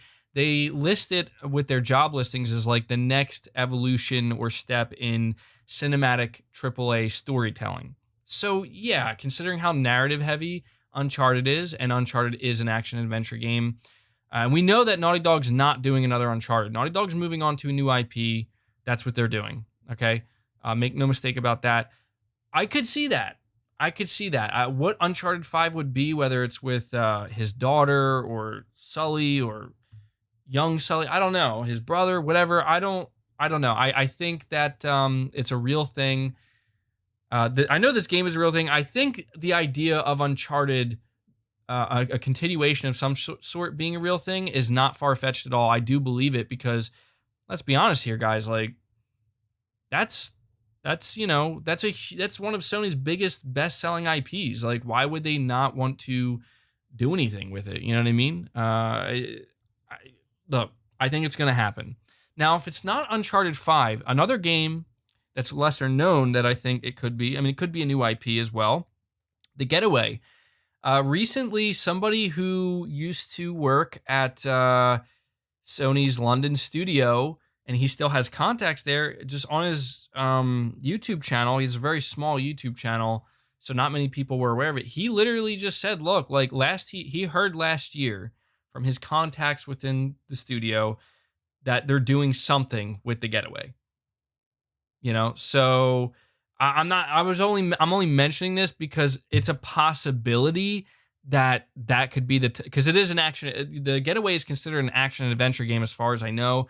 It could very well be that maybe that's the game San Diego is working on. But guys, I have this theory that I think every studio underneath Sony, Sony is trying to get them to build them up to make AAA games. Like, and I think you could see this clearly with Sony Bend, where Sony Bend, it's been like their last proper AAA game was maybe Uncharted Golden Abyss, I believe. Was that the one that they made on Vita? But, you know, even if you don't count that, like it was going like, you know, proper home console AAA game. I think their last one was Siphon Filter. And so it's like Sony wanted to give them the opportunity, like, we want you to make a AAA game. Like, we want you to do it, and we will give you everything you need. I mean, we're not going to give you the same budget as, say, Sony Santa Monica or whatever, but, you know, we'll support you in this endeavor. And if you can do it, you know, I think what I'm trying to say here is, to me, it seems like Sony wants, maybe not every single one of their studios, but, you know, because you look at, like, you know, Media Molecule and Pixel Opus and stuff like that. I can't sit here and say that, oh, Sony's trying to mold them into AAA studios. I don't think that's the case. Not every studio has to be a massive AAA, but I do think the bigger studios that Sony has, the ones that have the potential there to like really make some big AAA games, like Sony London, like Sony Bend, right? I think that that's what they're trying to do. Look at what they're doing with Housemarque, right? Like, Housemarque is a studio that I could very well see Sony announcing an acquisition, by the way, at this event. And I think Housemarque would be a prime studio for acquisition. I really do. Look at what they're doing with Housemarque. Do a AAA game. We'll fund you. We believe in you. We think you can. And dude, it looks good. It looks really good. You know, for their first foray in a AAA game, I can tell you right now, and I'm not trying to be an a-hole when I say this, you're saying Media Molecule is already a AAA studio. Yeah, I guess they could be considered that. I just mean, like, you know, making the more traditional type AAA games. But I'm not trying to be rude when I say this, but Housemarque's game, Returnal, graphically looks far superior than Halo Infinite. And this is their first time making like a proper AAA game. Like, let that sink in, man. You know, for people who question the PS5 and what it's capable of. But I think Sony's really trying to invest in bringing on, like, you know, more teams that have the potential to grow into bigger AAA teams. And they're growing their studios now. Mad Panda, Jack and Daxter, oops, you said it, LOL, I can dream. Yeah, I don't think Jack and Daxter is coming back, guys. I'm just going to be honest with you. I don't think it is. It could. I just don't think it is. But, also, I haven't asked this yet so far. We're an hour and a half into it. For those of you here, we have over 2,100 people watching, which is awesome. Thank you guys so much for the support and helping the podcast thrive and growing it. If you want to help it out a little bit more, hit that like button. We're already over 750 likes. Let's see if we can get it to 800. If we can get it to 800, let's push it to 900, and hopefully we can get it to 1,000 likes before the podcast ends, because it really helps it out more than you know. I say it every week. I'm sure most of you know by now, but it's a really easy way for you to help kind of indirectly share this podcast out there. So thank you guys so much for that support. But another game here. So when it comes to Sony San Diego's secret AAA game, the chances of that showing up here, I think, are low, because to me that seems like a game, since it sounds like it's a new studio, like they're kind of forming a new studio, and I'm sure it's going to have its own name, or maybe it'll just be San Diego still. We know they're working on MLB, of course, but I think that's a title that they're going to reveal later on, maybe in 2021. I think that makes a lot of sense, because you have to understand, Sony can't reveal everything. They can't reveal everything, right? At one time. Oyakarumi, you're saying Xbox reminds me of a big boss in the game, where Xbox is the main character and the boss is the gaming industry. They keep on changing the one way and getting killed every time. Yeah, that's one way of looking at it, man. I think that Xbox, I'm trying not to make this podcast, this specific episode anyway, too focused on it, but yeah, I don't know what they're going to do, man. To me, it seems so obvious that, they're all about trying to just get the Xbox brand everywhere. More so, like, that's more of their focus than, again, like, I think I summed it up pretty well the last time I mentioned it. Xbox is more, we're going to bring it to you, so don't worry about it, rather than Sony's approach is, we want you to come to us, and we're going to give you a damn good reason why you're going to want to come to us. That's how I see it. And I think that has I think that just those two philosophical differences and approaches have such a profound, massive impact on, what happens in the future when it comes to game development and whatnot. So, and the industry as a whole. But here's another game, Final Fantasy 16. Now, I'm going to be straight up with you guys right now. I'm not a Final Fantasy dude. I tried for a brief moment with Final Fantasy 7, and I know that a lot of you guys are telling me I have to play it. It's just Final Fantasy has never. Oh God, my back. It's like you guys are the Final Fantasy fans can hear me as I'm saying this, and they're stabbing me. But I've just never been a Final Fantasy guy. I just never have been. I've tried briefly, and I don't know, man. It's nothing against the game. It's not, how there's just games you're just they're so loved, but you're just I'm just not in, I don't get it, or I'm not feeling it. That's all it is. So I'm saying that Final Fantasy 16 apparently could be a very big game announcement. In fact, a lot of PlayStation fans are speculating this is going to be one of the big surprise announcements. It's going to be a year timed exclusive, which would be huge for Sony. I got to be honest when I tell you guys, I don't know that would be something I get super hyped about. It's just not my type of game. That's all. I've never been into it, and I'm not going to sit here and try to pretend to be into it because that's just not fair. And so this is one game where I can admit that I would be happy, and I think that would be really good for PlayStation fans, and I think that'd be a huge win for Sony, but I can't say that I would be yes, I can't wait to play this game in a series that I've never played before. You know what I mean? I'm sure you guys understand that, though. But we all have those games, right? Where it's just there's a big game franchise and you're just I don't know. They're just not feeling it. Chase the Chosen One, ugliest game this year by far are Halo Infinite and Prince of Persia and AC Valhalla. Yeah, man, I don't know. It is nice to hear that Assassin's Creed Valhalla is going to be 4K 60 on the Series X, which is great news. And graphically, I don't know. I haven't even been paying attention to it, but when it comes to the graphical fidelity of both Halo Infinite and Prince of Persia. I mean, Prince of Persia was, I don't know, man. That was weird. That was weird. But I will admit, at least Prince of Persia can hide behind the fact that it's a remake. To whereas if you look at Halo Infinite, some people were wait, is this a Halo 1 remake? And that's no, it's not. So, but yeah, Prince of Persia, it looks really rough. It really does. Which is sad. It really is sad. But yeah, so Starscream, you're saying, hope you're doing well. I just wanted to say your podcast is the only one I've ever watched and ever will watch. Love your content, man. Keep it up. Thank you so much for that, man. I really do. Thank you for the donation, but I really appreciate all of the support you guys show the podcast. I mean, we've come a long way in what, it's been about 9 months. I think we've been doing this podcast. I think it started January of this year, and, it has really come a long way, and you guys, and it's evolved obviously, and we've changed some formats, but I think we found a really good thing going here. And I know that me doing a solo podcast isn't really the most common thing, but you guys have shown just absolutely incredible support, and I really do get excited week over week interacting with you guys. It's a totally different flavor of content for me as a content creator, but also for you guys. So thank you so much. I really do appreciate the support. It means a lot to me. D-Doc, you're saying, hey guys, the spy who stole the Xbox Series S info here. Yeah, I done it, and I'd do it again too. Yeah. I don't know, D-Doc, maybe. I mean, we're going to assume you're just messing around, but who knows? Maybe that really, you are the one. You are the one. How to speedrun. Once again, you're saying, I've been a Final Fantasy fanboy for over 20 years now, but I totally understand your feeling.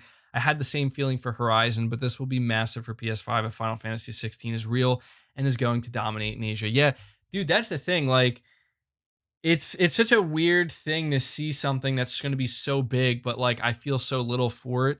But I'll definitely, it'll have a place on my channel at the very least where it's like I will cover it and let you guys know, like, you know, the big info we may get from it for those who are interested. Because even though I may not play it, you know, I mean, I might play it. I don't know. I'll have to see it.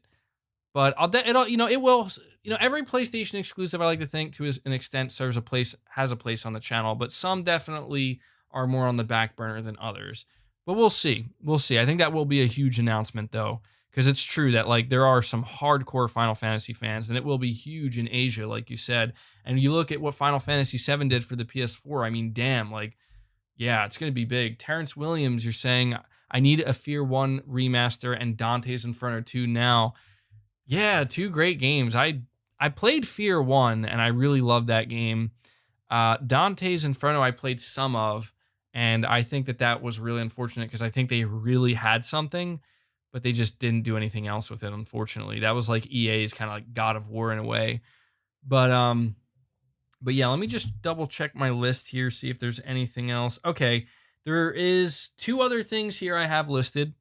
A Resistance trilogy. Now, to me, look, you know, Insomniac Games has been seemingly teasing Resistance to a certain extent on their Twitter for a while, but you could argue that they tease out a lot of their games. They tweet out about a lot of their games, but the big question with the Resistance trilogy is Insomniac a big enough studio to where they could have a dedicated team that has been working on a remaster trilogy to release alongside the PS5? The answer to that is yes. Insomniac Games, I think, is the biggest studio that Sony owns. They're massive. They practically have enough people there to have three separate, close to AAA teams. Okay, so they've been working on not Uncharted, Ratchet and Clank for a while. They're clearly working on Spider-Man Miles Morales and the sequel to Spider-Man, but there is a possibility that they do have a third team that's just been dedicated to remastering this trilogy, because maybe they do think that there is more life in it. You know, there's more they can do. You know, I know I've referenced him multiple times so far, but once again, Moore's Law is dead if he is to be believed. I think he's quoted with saying, not him, it's not coming from him, it's coming from his source. His source told him, he was like, look, any games that you think Sony may actually have in development, they probably do. Like, that's just how many games they have in development. Apparently, Sony took the PS3 approach with the PS4, where they were like, you know, they're a little bit lighter at launch, but they wanted to double down and triple down on content for the PS4 to ensure its success throughout the generation. But apparently, halfway through the generation, Sony kind of realized, like, we won. Like, we won. We don't really have to worry about Xbox in a big way when it comes to hardware or games. That doesn't mean they got complacent, because look at the games we got throughout the generation. But apparently, halfway through the generation, Sony, like, decided they were tripling down on game development and securing deals. And they just decided at some point that they have so much that they're going to push like half of the content they have in development over to PS5 for the next generation. And they essentially told all the development teams, like, yeah, this game you're making, just continue making it, but make it for a machine that could potentially be 5 to 6 times more powerful. And so that gets me excited. I mean, it doesn't sound too good to be true. I would say yes, but look at what we see already. Guys, I don't think people realize just how much content Sony has already revealed. Like, they've revealed a crap ton of content, way more content, if I'm not mistaken, than we saw at the, building up to the release of the PS4.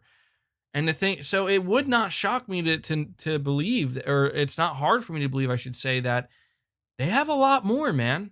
They do. It makes sense. Not to mention, guys, Final Fantasy 16 is a nice little segue into me mentioning as well. What about all the massive third-party deals that Sony apparently locked up as well? We talked about GTA 6 a little bit, but I don't know, man. Final Fantasy 16 would be huge, and we're going to see. We're going to see. Oh, Yakarumi, you're saying you're like our Obi-Wan, and we're your Anakin Skywalkers. See, that makes me nervous, because you guys, when you use that reference, you're going to make it sound like I'm going to have to prepare myself to take the high ground, and we're going to have some epic battle. I'm not trying to have some epic battle with my... No, I get what you're saying, though. But if you're looking at it that way, you're almost making it sound like my entire audience is going to go to the dark side, that being Xbox, right? So my entire audience is going to turn on me, and I'm going to be like the last PlayStation fan, or whatever. God, that sounds really stupid when I put it that way, but yeah, I've been talking for a long time. So the two other, so there's the Resistance trilogy, or some type of Resistance remaster. Jose, you're saying a remake of The Legend of Dragoon would be insane. Yeah, a lot of people have been hoping for that. I don't think that's going to happen, though. But you never know. Twisted Metal. Yeah, I've seen people mention that as well. You're saying you cringed. Yeah. Yeah, I can be cringy sometimes, man. I'm well aware. I say some cringy stuff, but, I'm only human. I try to limit it, though. I try to limit the amount of cringe. I do my best. But, hey, it's part of being a human, The final game I have here is one I mentioned earlier. Apparently, Mark Cerny has some kind of secret game. Look, apparently, I don't know. I don't know, man. Whether or not Mark Cerny really does have a secret game, it's anybody's guess. I will say, if he does, boy, have they been doing a good job keeping that a secret, right? Like, I feel like that's something we would have known about by now, but that's the thing as well. Is if he does, I feel like people are automatically not going to feel that excited, because it's like, didn't the last 2 games Mark Cerny make were Knack and Knack 2? Nothing against those games. I haven't played them, but come on, it's basically a meme, So I know that people are saying Jak and Daxter, maybe.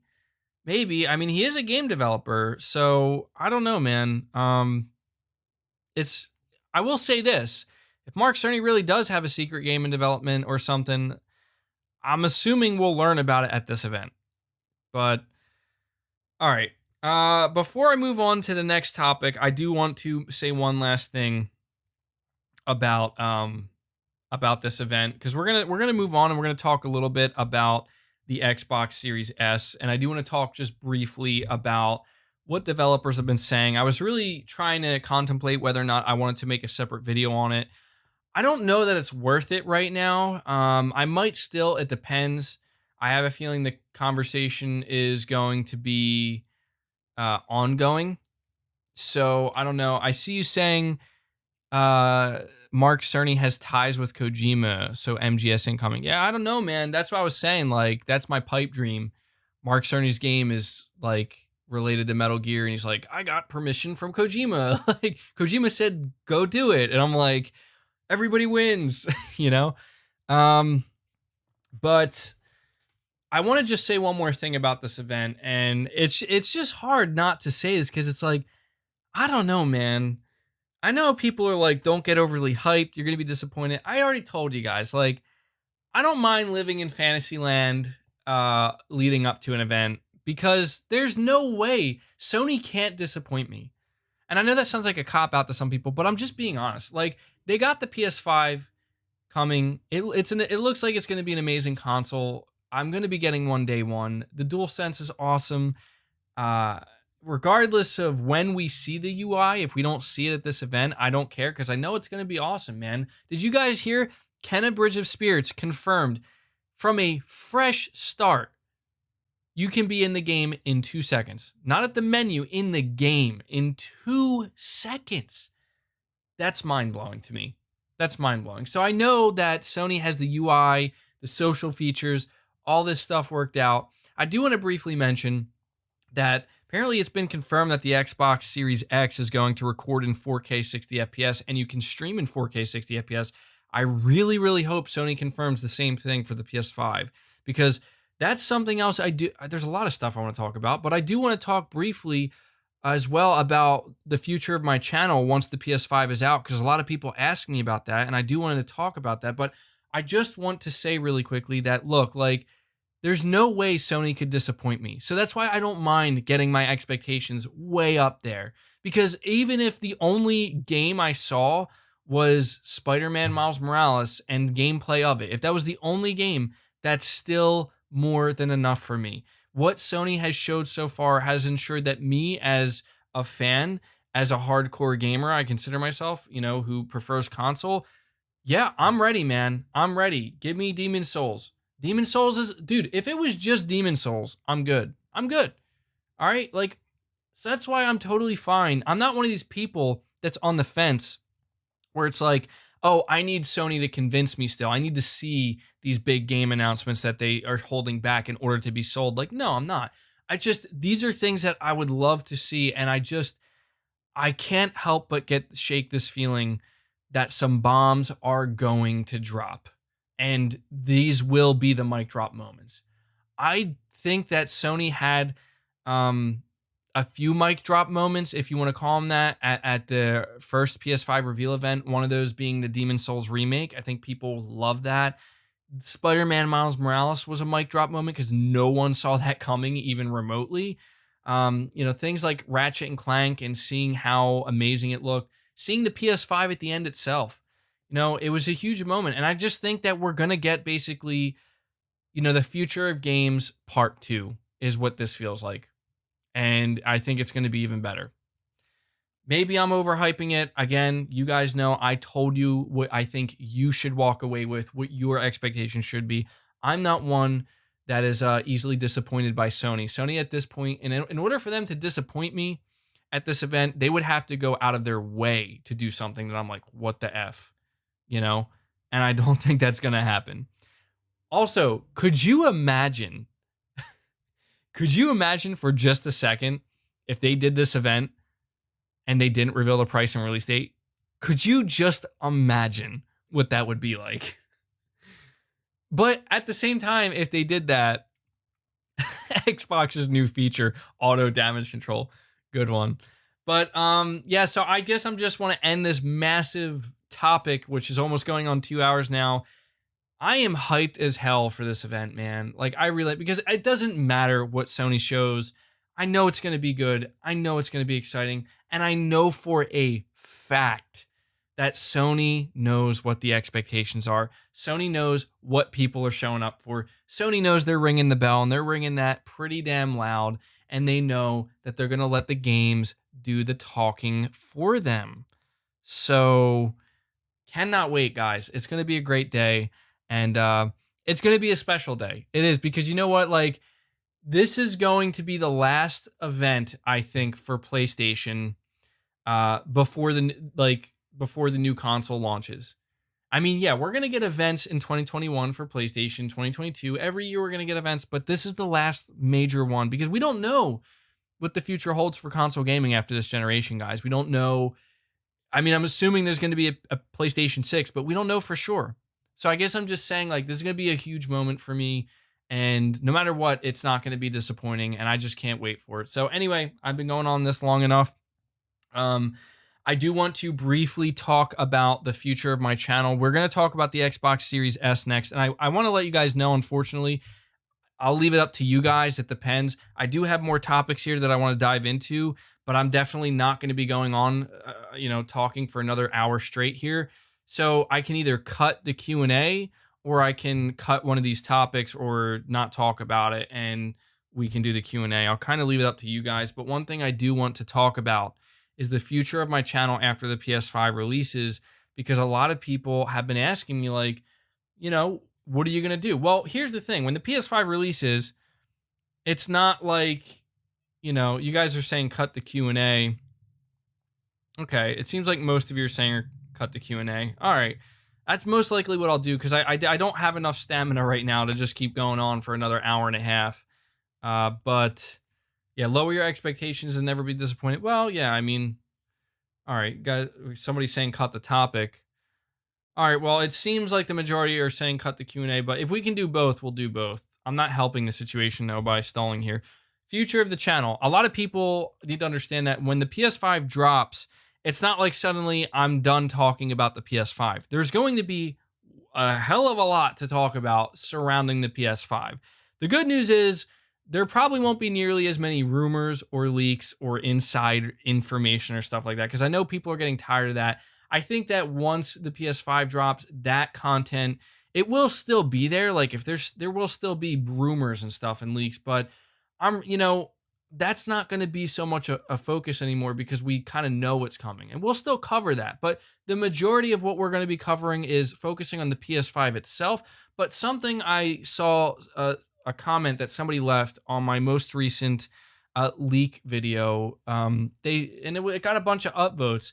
They were saying, like, dude, can you please start talking more about games themselves? Start playing, like reviewing games, doing gameplay, whatever, just stuff that's more focused on the games themselves.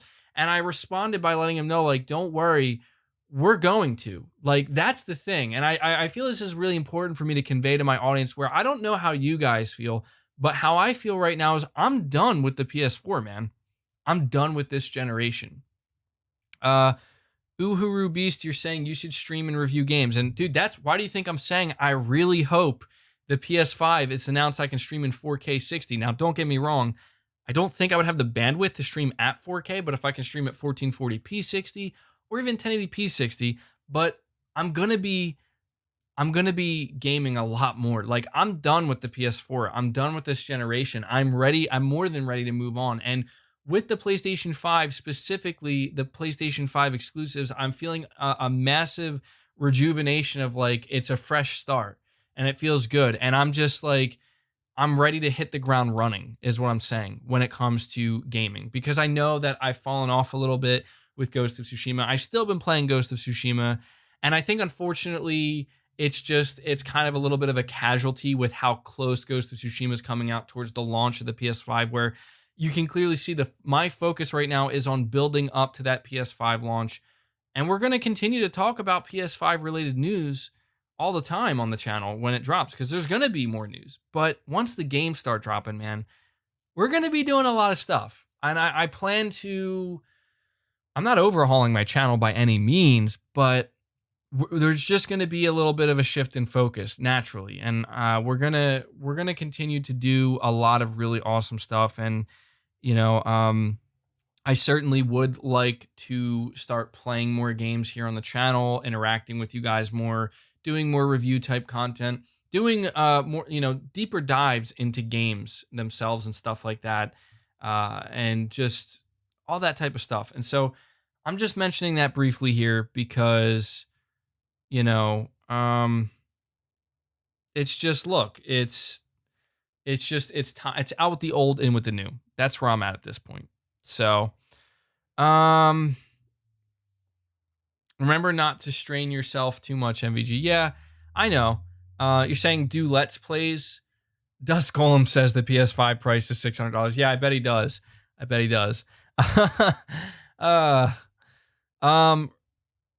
Yeah, like stuff like Let's Plays is something I plan to do. So we'll do that. But, okay. Roleplay, MVG. You're caught off guard and you let the secret info slip go. No, man. No. All right, so we're going to move on to this topic. I want to talk about the Xbox Series S. All right, I'm rapidly running out of energy. Let me drink some of my rant juice here because I may end up ranting a little bit. All right. Okay. All right. Let's go. So Xbox Series S, the Xbox's savior, right? Okay, so this console was obviously revealed, and we know a lot about it. People get on my case all the time. They're like, MBG, you're an idiot. You don't know what you're talking about when it comes to specs, when it comes to game development. Okay, so here's the thing. I can 100% admit I am not a game developer. I don't know the first thing about game development. I have a very basic as basic it can get understanding. So I understand that, okay? I understand that. What I don't understand is why there seem to be so many people who are not game developers, okay? And I really need to emphasize that. Not video game developers who push back so hard against actual video game developers who are not even being nasty about it, at least most of them. A lot of them are just expressing some concern and explaining why. Like, I don't get it. Dude, I'm going to ask you once nicely, please stop spamming, because if you don't, I'm going to have to ban you from the channel. I do not like spam. So there's your warning. But yeah, so the big conversation with the Series S is it going to get in the way of game development? Now, right now, everybody keeps saying that no, it's not, because, you know, scalability. And there's also, you know, the lowest common denominator, third-party games, PC. And essentially what I've seen is I've seen developers on both sides, okay? I've seen developers basically look at the Series S and say, 10 gigabytes of RAM, that's going to be a problem. Long term, that's going to be a problem for next-gen game development to a certain extent. And I've seen other developers say it should be fine because it's always kind of been this way. So I'm not sitting here saying that, oh, all developers are saying the Series S is a problem. The reason why I decided not to make a video on this covering it was truly because, to me, this does seem like a situation where,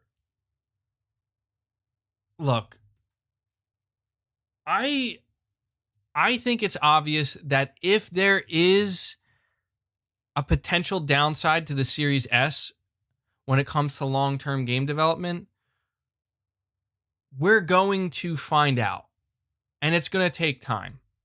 Like, to think that we're going to see something like the Series S potentially hold back third-party game development within the first year doesn't seem realistic to me. But this is why I pay attention to the developers who are concerned, because, you know, they know what they're doing. They've been doing it. And they're basically saying, and this is, I think, where people are getting caught up, where they're like, oh, you know, these developers, you know, they don't know what they're saying because they're always going to have to make games for the lowest common denominator. But they're talking about the long-term implications. If this generation is like 6 or 7 years, you know, what is developing, games on the Series S going to look like in 5 years from now? How much is game development from design standpoint going to change? Something tells me that it has the potential to change a lot. And there was this one developer, Uhuru Beast, you're saying Series S would make PS5 exclusives look way better. That is true. To me, it seems like the Series S is going to be something that doesn't necessarily impact game design right now. But there was this one developer who likened it to basically the situation where, you know, Microsoft has, you know, like, they have this cross-gen plan where they're like, hey, we're going to make next-gen games, but we're also going to not make next-gen games because all these games are going to be tethered to the Xbox One, at least for the first 2 years. And so it's like, I've seen this, the one developer, he's basically saying the Series S in the long run is essentially going to be that. Now, I understand the architecture is the same, but there still are some specs in there that overall, like, seem like they could hamper certain aspects of game development. Now, again, I'm not a developer, so I can't tell you, but it seems to me that the developers who are concerned are focusing on that lower RAM and how it could potentially, affect how they design their games, where having to ensure that their game design can be, work on that lower RAM. I don't know. Chris B is saying it's already a problem. I can't even do the Xbox One. It can't even do the Xbox One X enhanced last gen games. Microsoft keeps tripping over itself. Yeah, I mean, look, like, okay. Here's something else. I gotta rant about this. What, what is going on with the people saying that the Series S is faster and is going to perform better than the PS5? Like, holy hell, what is happening? I mean, I know this is coming from the CPU side of things, where is it in the SMT mode? Is that what it is? Where basically the Series S CPU is clocked at 3.6 gigahertz to where the PlayStation 5 caps out at 3.5 gigahertz. Like, it's a 0.1 difference, and it literally means nothing. It literally means nothing.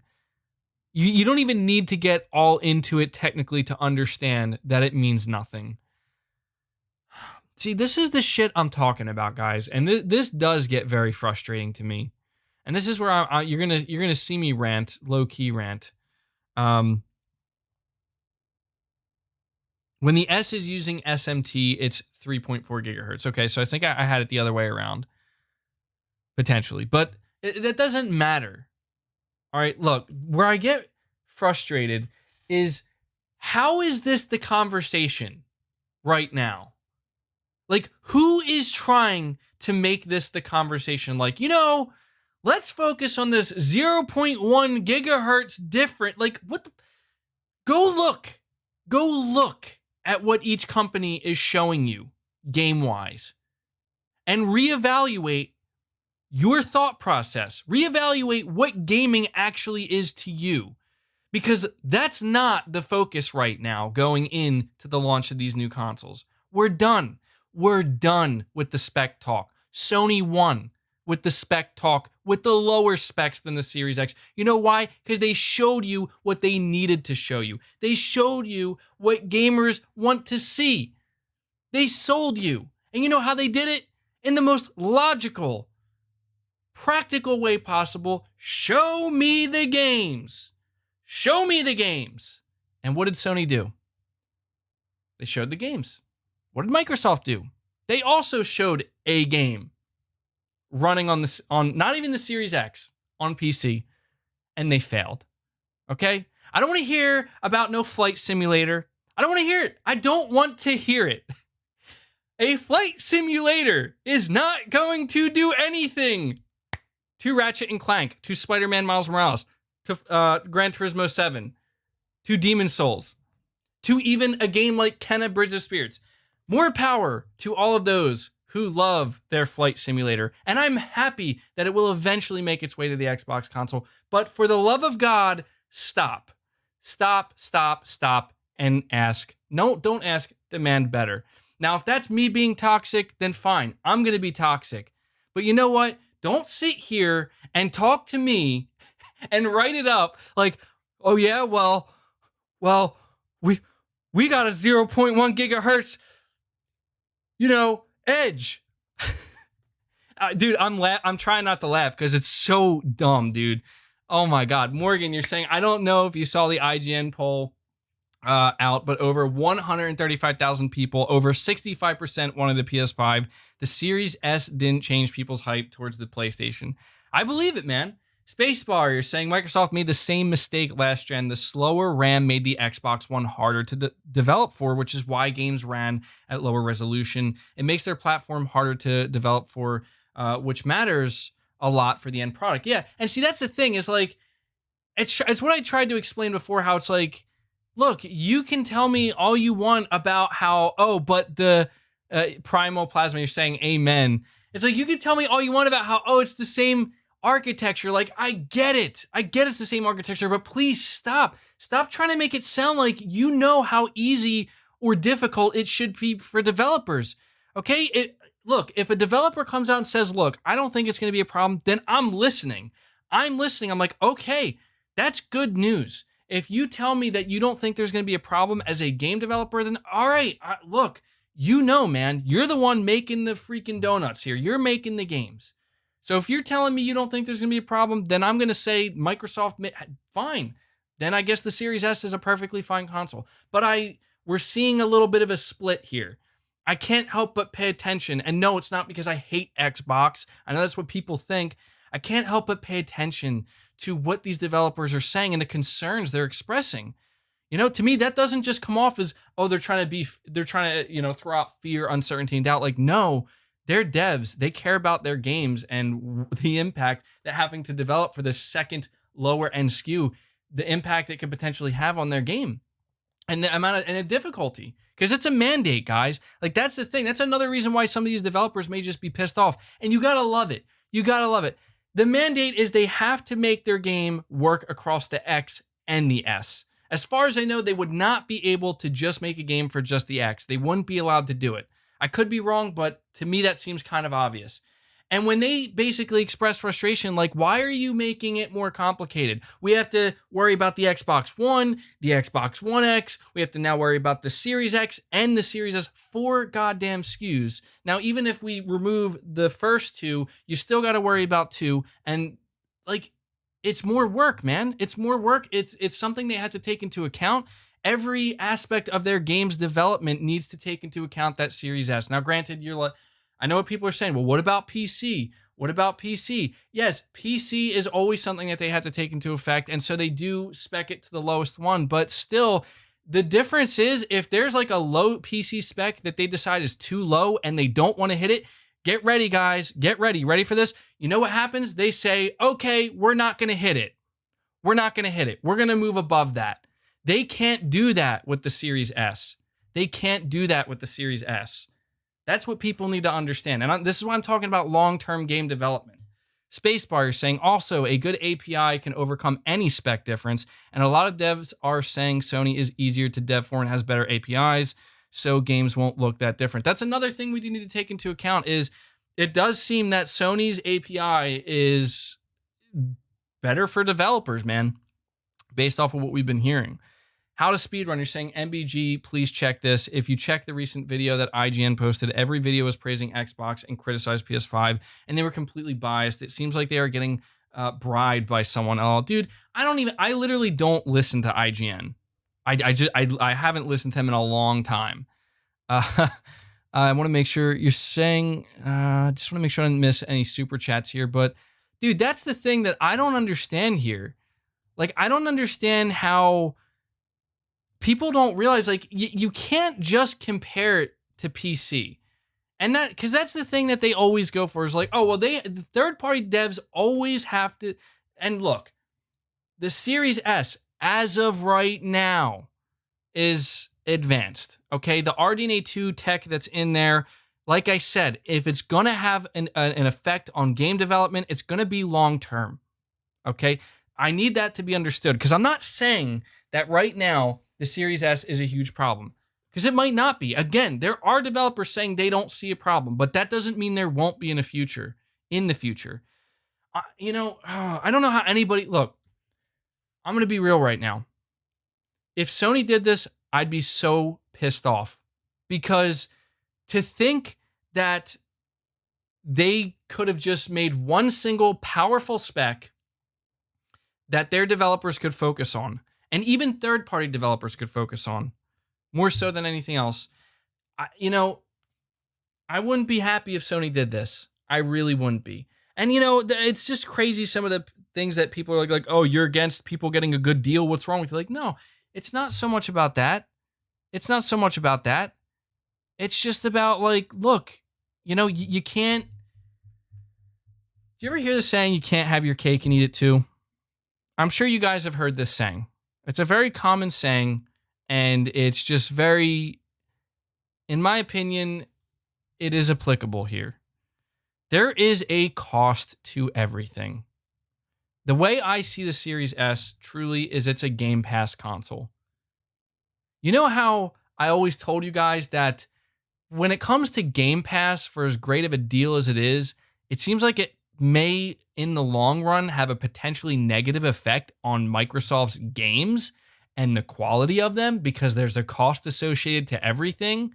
You can't have your cake and eat it too. You can't have the best, most cutting-edge AAA games in the world at the lowest possible price. Just doesn't work that way. That's not reality. And what did we see with Halo Infinite? What have we seen with games like Bleeding Edge and Grounded? No offense to these games. I'm not saying they're bad games, but they're not the big AAA games. Yeah, it's great that in the future we could get games potentially like Avowed and Fable, but how far are they away? And we have no idea what they're going to be like. Right? Tyrone, you're saying, I assume Microsoft is mandating to all developers, not just their first party, that any game made for the X also has to run on the S. Yes, that's the mandate. I would be shocked if there was no mandate for that. There is a mandate for that. I promise you. It should be implied and assumed. But just like Game Pass had a negative effect on game development on Microsoft's side of things, the Series S will. Give it time. I promise you. I promise you. You have all these dudes who try to make it sound like somebody like me I'm an idiot because I don't understand. No, I understand. I understand the CPU is the same. There's an SSD. Okay? I understand that it's the same RDNA2 architecture. Fact remains, it is a less powerful console, significantly so. If you want me to believe that 4 years from now, game devs are not going to have any, even if you just want to focus it on Microsoft's first party, just their first party. If you want to remove third party because you want to use PC, like, oh, but what about PC? Fine. We'll remove the third party. What about Microsoft's first party? Well, they were already going to develop for PC in the first place. Oh, right. So you're right. The S doesn't matter because here's the point I'm trying to make. Okay? People think that what I'm saying right now is me hating on Xbox. You know what? It's not. I know how I sound. It's not. Look, this man said the series is stronger than 80% of PCs. I don't think I said that. I don't know if you're talking to me or not, but look, all I'm going to say is this. Microsoft has done nothing, absolutely nothing, to make me regret, even remotely, my decision to basically walk away from their ecosystem, walk away from their consoles, and just walk away from the Xbox brand. Nothing. I genuinely thought that by this point they would have done something, but seeing what they're doing with the Series S, seeing what they've been doing with their game development, apparently with Halo Infinite and the absolute cluster that is, seeing how the games that do maybe have potential are still years away, seeing that they're developing an amazingly powerful console with the Series S, just to decide that that power really isn't going to matter that much. The Series S is no different than the One X. You're going to get maybe, and this is a big maybe, some slightly better looking multiplats that I guarantee you will not see a difference. Maybe last gen with the One X and the Pro, considering there was a bigger difference in power there, you could see a difference with some games. This time, I guarantee you're going to have a difficult time noticing it. And I don't know, man. I have been against Microsoft. Like, people are like, why don't you just stop talking? You know what? Maybe I will. Because at this point I'm literally giving up. I'm at a point where I'm about to give up on Microsoft completely. Like, they are not speaking to me even remotely anymore. And I deep down inside, I've always held out hope that maybe this was the year, man, where they'd finally speak to me. And all I know is that I seem to do nothing but frustrate people who are still excited for Xbox. And I know that it works against me because it just makes me look toxic, but people will never understand that the only reason I get like this is because I'm not one of those guys.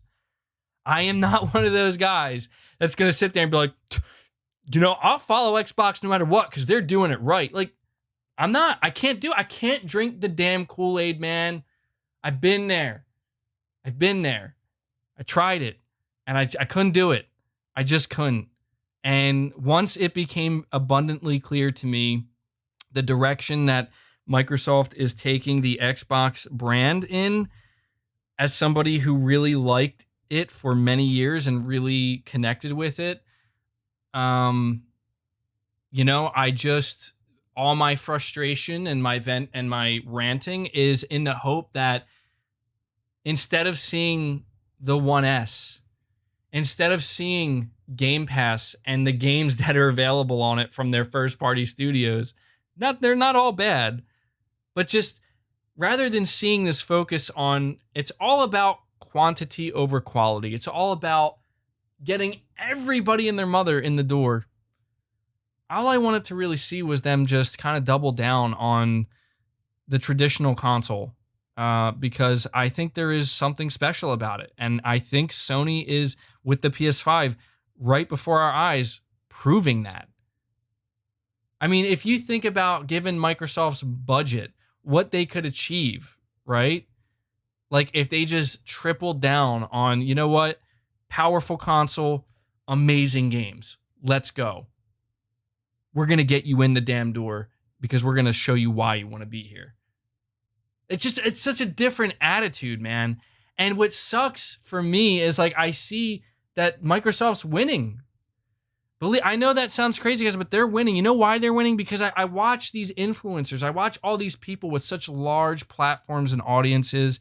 And I'm not saying they need to be screaming the same way I am. I know I get overly worked up. I'm not saying I should be the ambassador of gaming and everybody should listen to me. I'm not saying that. But these people who have these massive audiences, Microsoft is winning because these people just say, yeah, it's a great deal. It's so great. Free games. Wow. The S is so affordable. The economy's so bad. And I'm just like, you guys, why is nobody talking about even when you have developers coming out here saying, question, what is the long-term implications of the Series S for game development? Like, they're not asking that question. They're just, they just say, yeah, Xbox, that's good. That's good. Sony with your SSD, I don't know. I don't know what's up with that. Why is your SSD so fast? What's that going to do for gaming? Oh, I don't know. Maybe just fundamentally long-term change potential game design. No big deal. True actual progress. Chris B, you're saying MBG, the Series X is to ensure third-party games will support Game Pass / xCloud gaming. Remember, 4K 60 is hard for streaming services. Look at Stadia. Yeah, that could be the case, man. They are changing their racks, their server racks. I don't know, man. What really disturbs me is and this disturbs me because I don't know if to me, it's not about being on the winning side. MBG, what do you mean by winning? I mean, they're winning to an extent. They're winning because somehow, even though Xbox is doing these things that to me seems so obviously detrimental to the hardcore gaming experiences that, people hold pretty close and they mean something to people. Microsoft is so blatantly, slowly, and meticulously deconstructing it in favor of something else. And there's just so many people who they have such a big voice that if they were to basically say, I think this may have some negative long-term implications, even just once, rather than just saying, but it's a good deal. You know what I mean? They need to be not so on board because we've been seeing it. A good deal is always a good deal, but that has not, that's not, quality should be the focus, is what I'm saying. Brittany goes meow. Apparently, Xbox Series V just leaked digital version of the X. Oh, God. Let me check. Is that true? No, there's no way. Now, I've seen the Series V. Okay, I've seen it. And, I believe it. It's so dumb to me, but I believe it. Because why not? Microsoft doesn't care how many console SKUs they have out there. Look, I know people are like, you're just negative, man. You should just stop talking about Xbox. And I can't promise that I would ever stop talking about Xbox. Mainly because, again, I feel like Sony is really the only, or not Sony, Microsoft is the only company that can really, truly keep Sony on their toes. Like, look, I'm not saying Sony is prone to getting complacent or anything. I don't think I think they learned from the PS3 generation. I'm just saying that, competition is good, man. I don't want to see Sony be the only company that's out here, sticking to the traditional ways. I'm not saying things should never change. I just think that Microsoft has made it clear that they're just going to shake things up and they don't care what the repercussions could potentially be. They're going to find out. We're all going to find out together. Developers apparently are going to find out. But I've seen multiple developers say that, look, the Series S it's going to have an impact on game development. Even if you want to believe that it could never have a negative impact on like the way games look or play because it's the same architecture, it could still potentially have a negative impact considering it's just more work and more effort that developers have to put in for another SKU, another console. I don't know, man. It is what it is. I can only rant for so long about this, and I wanted to save this for the end because I definitely didn't want to start off the show like being negative. But look, I've seen developers say some stuff, and what they're saying is just concerning to me. Now, I had one developer mention to me that he doesn't think, he says he doesn't. You're saying MBG, you're grasping it for things to complain about, give it up. I don't know. Maybe I am. Look, I just want it to be known that my problem with Microsoft as of right now, putting the Series S aside, because this still remains true. Like, even if you hate what I just said about the Series S and you think I'm an idiot, fine, right? Fine. You're free to think what you want. But I just want it to be known that my biggest problem right now with Xbox is they seem once again, more focused on this is a great deal rather than doing something of substance. What I mean by that is they show Halo. Halo looks like a dumpster fire. Halo clearly is a dumpster fire behind the scenes. Gets delayed. Their launch looks piss poor after years of already making their fans wait for something new and something different. Okay, their launch is already piss poor. And what do? They do what they do best. But here's the best value, the Series S. Then they try to put a Band-Aid on it, man. And it's just like, I'm tired of it. Like, could you imagine if Sony did this shit? Could you imagine if Sony, like, said, at launch, we have third-party games, and here's the PlayStation 5S. Like, could you just imagine that? Like, that would be the worst. And you know what? Sony isn't doing that, and I'm glad they aren't. Oh, Yakarumi, man, PC guys are getting a free ride on Xbox. Yeah, what's up with that? Ekim, you're saying, to your point, Walmart has good deals, but become a monopoly and killed smaller businesses. Good deals don't always lead to good things. It's true. I mean, look, I know that people believe that, oh, I should always have the perspective of a consumer, but I don't look at gaming that way at all times.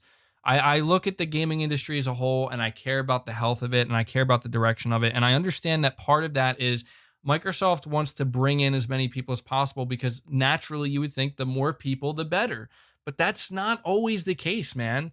Like, the more casuals you bring in, the less hardcore there's going to be. Therefore, it just makes sense that companies may start to gear their stuff more towards the casual market.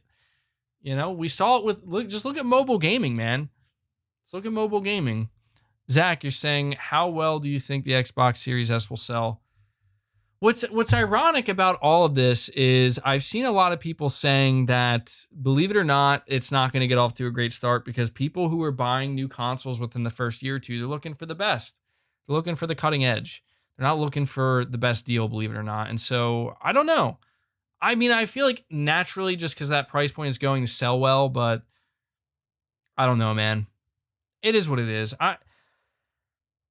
I'm getting a little bit tired of ranting about Microsoft and Xbox, to be honest, guys. Like, I know that you guys do enjoy it, and there are times where I feel like there is going to be a rant. Like, for example, with Halo Infinite, you know, I made that video and I titled it, Halo Infinite makes the Xbox Series X look like a damn joke. And yeah, like that had to be said. And I don't care that I'll be the one to say it. I don't care if nobody else says it. I'll be the one to say it because it's the damn truth. You know, that's the truth that Xbox fans should be admitting. And if they are, good for them. But the other truth they need to admit right now is that the Xbox Series S, really, truthfully, if you're a hardcore gamer, okay, if you're a hardcore gamer, look, I just don't see I don't see how the Series S benefits you.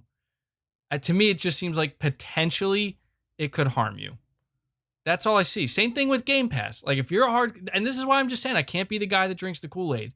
I can't do it. I'm a hardcore gamer. I know what I am. I know what I like, and I don't have to like anything if I don't want to, and I don't have to sit here and say it's a great deal when all I'm seeing is it looks like it's doing a great job at lowering the quality of games. That's what I see, because that's what matters to me as a hardcore gamer. You know, I'm not so, and I understand that some people, you know, money can be tight for them and Game Pass is a great thing. I'm just saying, like, just to end this rant, it's just like I was trying to tell you guys, my biggest problem with Microsoft is they're in a position where they are building their most powerful console ever, cutting edge, and it just seems like they don't give a flying F about it.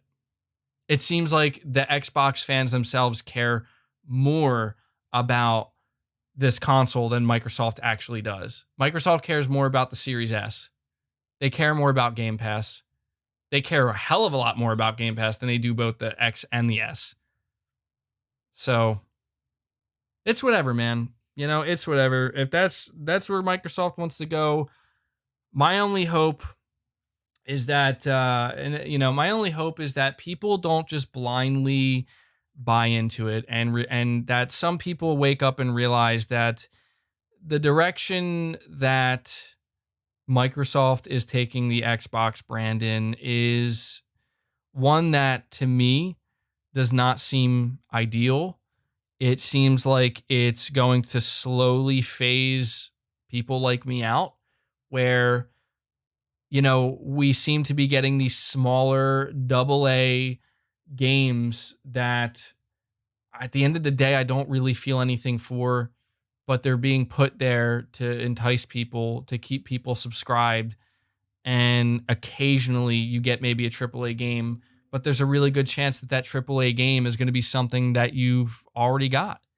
It's going to be another Gears. It's going to be another Forza. It's going to be another Halo. And there's nothing wrong with those games, but the diversity shouldn't just come in the form of AA games. And if you want to say, well, look at their July event, they have more diverse AAA games coming. Okay, that's great. But now you're telling me I still have to wait years after already waiting years? And if that's what I have to do, then that's what I have to do. But you know what? I just don't like the direction they're going in. And ultimately, to me, I tried so hard to be positive for the Series S, but I just can't be, because I don't know. Like, I would be having a different conversation with you guys right now if no developers said anything bad. Okay? Because I instinctively, as somebody who's not on the up and up with the latest tech and how it all works, I instinctively immediately questioned, Lockhart? Lower end model? Like, could that potentially affect game development. And you know what the worst part about it is at the end of the day, guys, as PlayStation fans, is keep in mind I'm using the word if, okay? You need to understand that I'm using the word if. If in the long run, the Xbox Series S does have a negative impact on third-party game development, that will negatively impact the PlayStation 5, at least when it comes to third-party games. So you know what?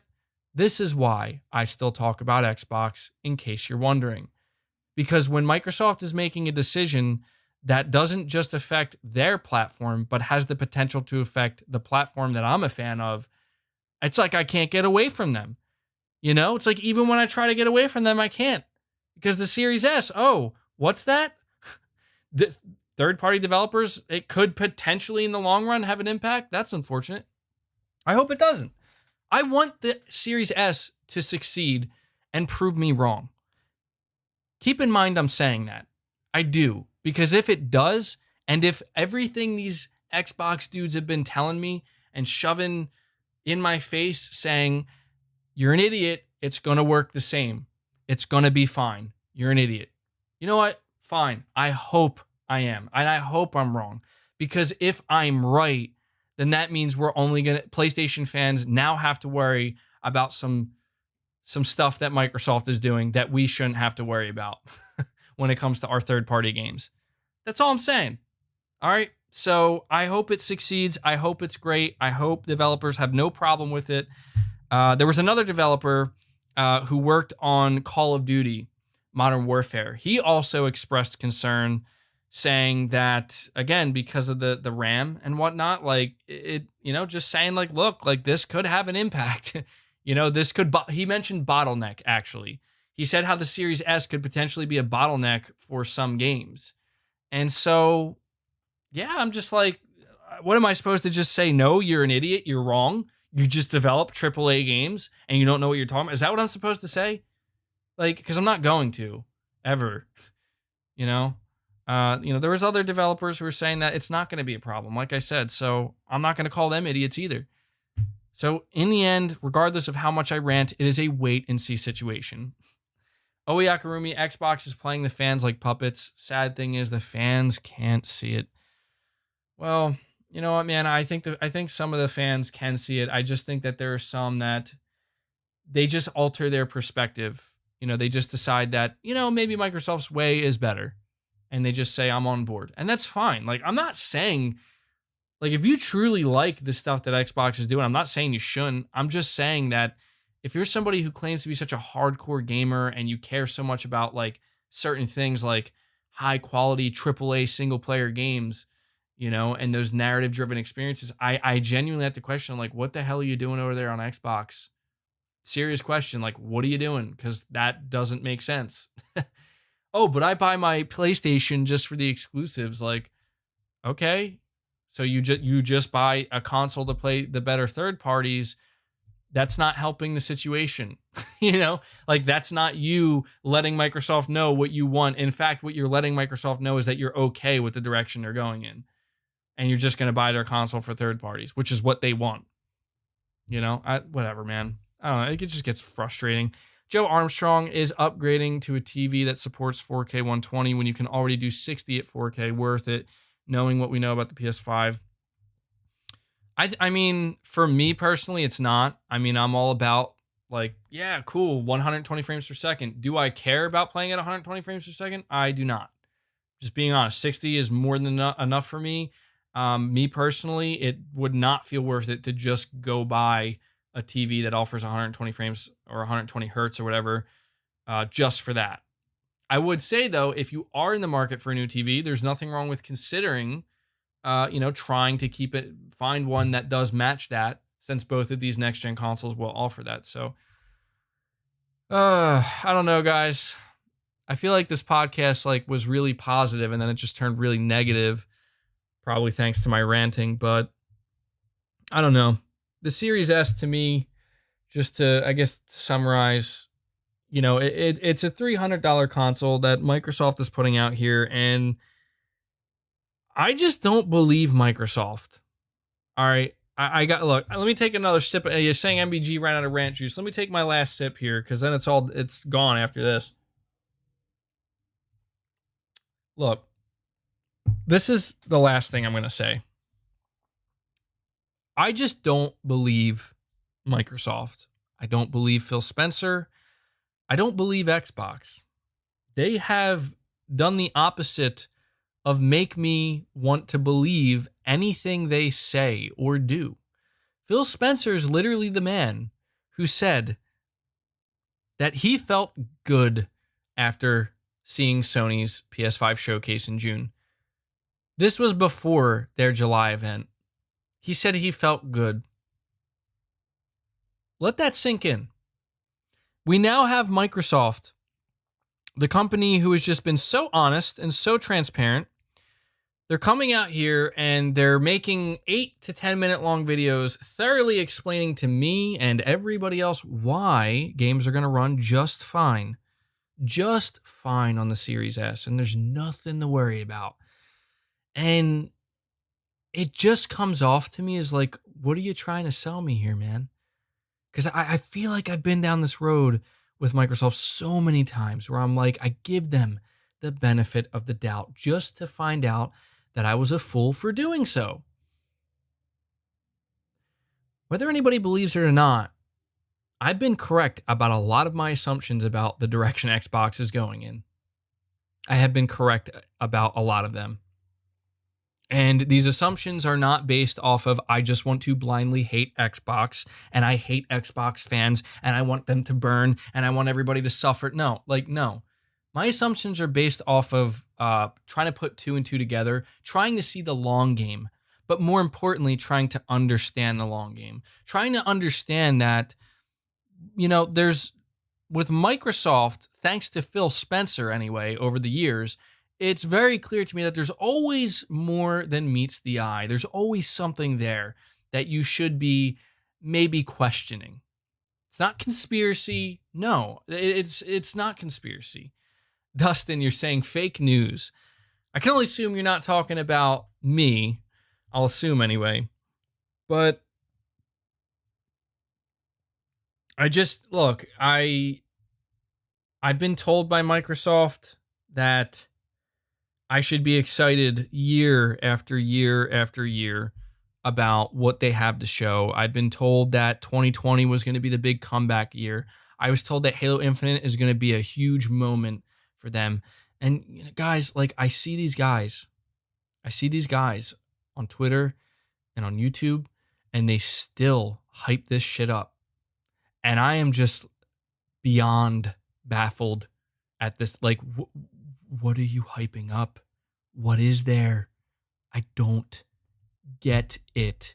Are you hyping up playing the waiting game some more?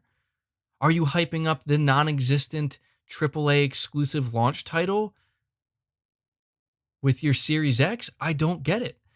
Primal Plasma, you're saying it's like when an ex-girlfriend sees their ex with a new woman and says, I'm happy for you. She's over him. Microsoft broke up with video gaming. Yeah, that is a pretty good analogy. I just, dude, I'll never forget, man.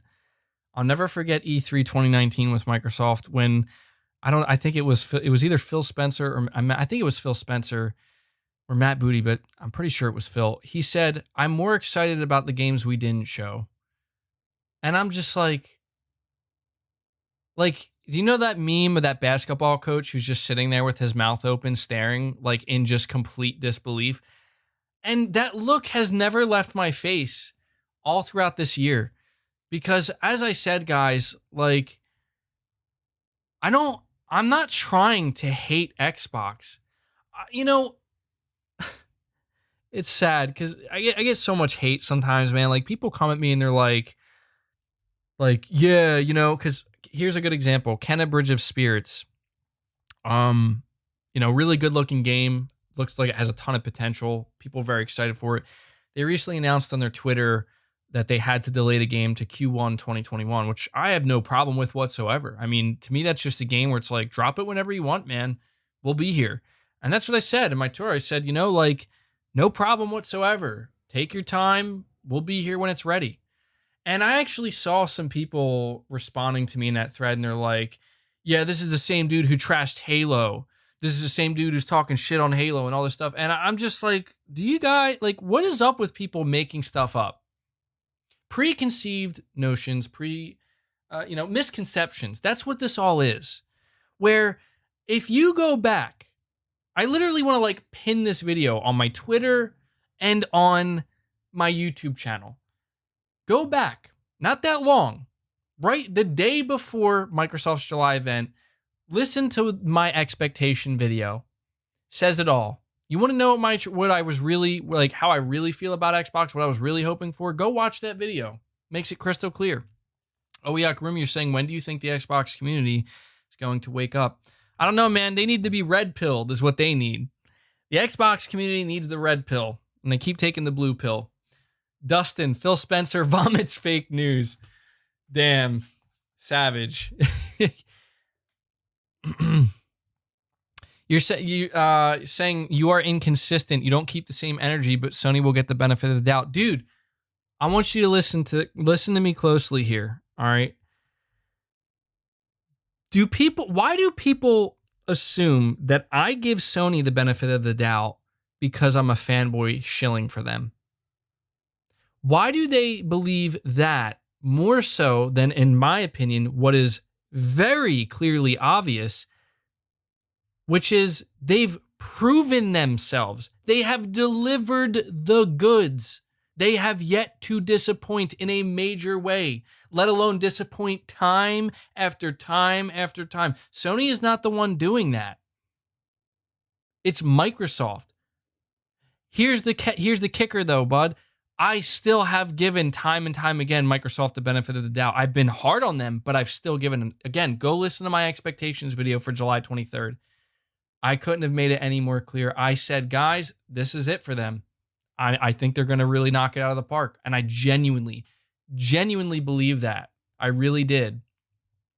And I'm not saying it was all bad, but let's be honest, that July 23rd event was not what it needed to be. Far from it. Heisenberg, you're saying, at MBG, I'm in the same boat. Xbox fans must know me by now. I used to be that Microsoft fan ever since the original. The games have just become lackluster. And that's the thing, dude. That's the thing, Heisenberg. That's what this all revolves around at the end of the day. We can talk 0.1 gigahertz differences. We can continue. You're saying, MBG, you're too biased. You're in your own echo chamber. Look, maybe I am. I admit the fact that I only speak to myself here and to an audience time and time again does set up a very easy, scenario where I could be talking in an echo chamber or a vacuum. But the truth is, like, I don't think I'm that far off the mark. I do think that I can be a little bit extra for sure, but I really don't think I'm that far off the mark, man. But I don't get it, dude. I don't get it. That's what this all revolves around, is the games at the end of the day. People were literally saying to me, like, yeah, how come you're not celebrating the high Metacritic score that Microsoft Flight Simulator got? Like, are you kidding me? Are you serious right now? Like, this is what it's come to?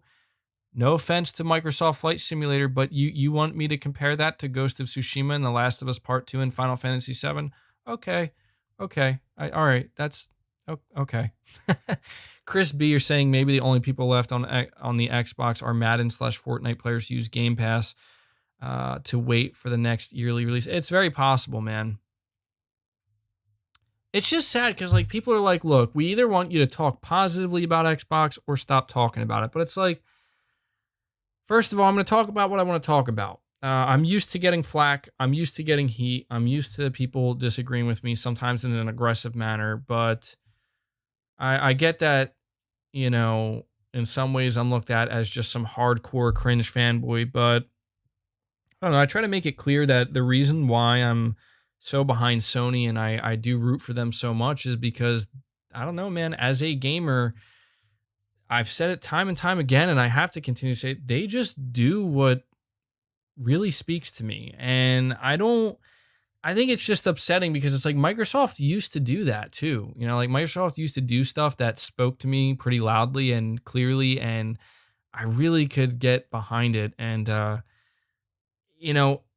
it just sucks because I feel like if more people were to make it clear to Microsoft that, like, guys, you don't have to, like, focus so much on cloud gaming. You don't have to focus so much on Game Pass and subscriptions. Like, you could maybe, focus more on the premium side of things a little bit, and that goes beyond just making a premium console with, no launch games. Kane Z7's Gaming, you're saying also your channel was an Xbox focused channel until Crackdown 3 released. People seem to forget. Yeah, dude, like it's so funny to me how I always talk about this, how people were like, oh, you just switched to PlayStation for views. It's like, I'm sorry. Did somebody contact me and tell me, hey, dude, if you start talking about PlayStation, your channel's going to be more successful and you're going to get more views? Like, I had the inside track from a YouTube representative. That's what they told me. That's why I switched. Like, what the? It's conspiratorial stuff, man. Like, no, I switched because I played The Last of Us. And I was like, oh my God, what have I been doing with my life? I kind of knew towards the end there with my Xbox. Actually, no, I played God of War. Now that I'm thinking, I played God of War and I was like in shock. And I still kind of leaned more on the Xbox side of things, but I was legitimately nervous to start talking more about PlayStation because I was like, I think I'm going to start upsetting some of my Xbox followers. But then I just realized that it's not about that. Like, I got to do what feels right to me. And if people don't want to follow me, then they don't have to follow me, just like right now, Pro Skills X, you're saying you should have been here for Warhawk, Killzone, Infamous, PS Home, Mag, SOCOM, Uncharted 2, God of War 3. This is how I felt about people back then, and I agree with you. Yeah, I mean, better late than never, though, right? Pro Skills X. I feel like there definitely was some stuff I missed out on that I just won't be able to, I just won't be able to experience, but I am grateful to experience another console generation. And I mean, I know it may sound a bit extra to some people, but I truly am thankful that Sony is going the direction they are because, I can't imagine my passion for gaming right now would be anywhere near where it's at if we saw Sony going in the same direction or a very, very similar direction that Microsoft is going in. I am thankful for Sony in that way because it's like, my first console ever, or at least it wasn't my first console, but the first console I truly got into gaming with was the PlayStation 1. And I'm not making that up. I mean, I played some ridiculous games. I remember there was a SpongeBob game I played way back then, and I was just really dumb and didn't know how to play a game. And I got so mad at it. I couldn't get past this level. It was ridiculous. But that's where I started, man. Really getting into games. And I remember my cousin showing me Duke Nukem when I really was too young to be exposed to that. But it's just, I don't know. That's where I started. And, I was huge into the PS2. The 360 is really where I kind of got all messed up, I guess. But I think we can all agree the 360 was like the peak for Microsoft when it comes to console gaming. And it makes me feel good to see that after all these years, Sony still, they seem to be doubling down on what is special to the console gaming space. Nintendo's always I think Nintendo kind of faltered. They swayed with the Wii, but it's nice to see that they kind of found their own special place where it's like they have this uniqueness where not only do they have the strength of their IP and their exclusive games, but the uniqueness in the hardware to where Sony fills in that spot perfectly where it's like the hardcore cutting edge console technology dedicated to sitting underneath your entertainment center or your desk and just getting lost in that ecosystem, the community, the games. And I don't know, man, I just feel like Microsoft has really kind of gotten really far away from that where it just, again, they're just not speaking to me anymore. I remember I saw people doing they were covering Grounded and stuff. And I'm just like, that's fine. But is that really what we come to expect from Microsoft now? Grounded and Flight Simulator? Is that really, that's the competition that they're bringing to Sony? I don't know. I feel like they could just do so much better than that. Maybe it's just me. You can just tell I feel I sound all sad now. I'm not sad. I'm just tired. And I said this podcast wasn't going to be 3 hours. It's like I say it and I just will it into existence. Oyakarumi, you're saying Xbox is like the person in the fight who can't defend themselves anymore and PlayStation is trying to get them to stop. Yeah, it's weird, dude. It's really weird. Like, I don't know. I don't know, man. You didn't play on PS3? I played on PlayStation 3 very briefly.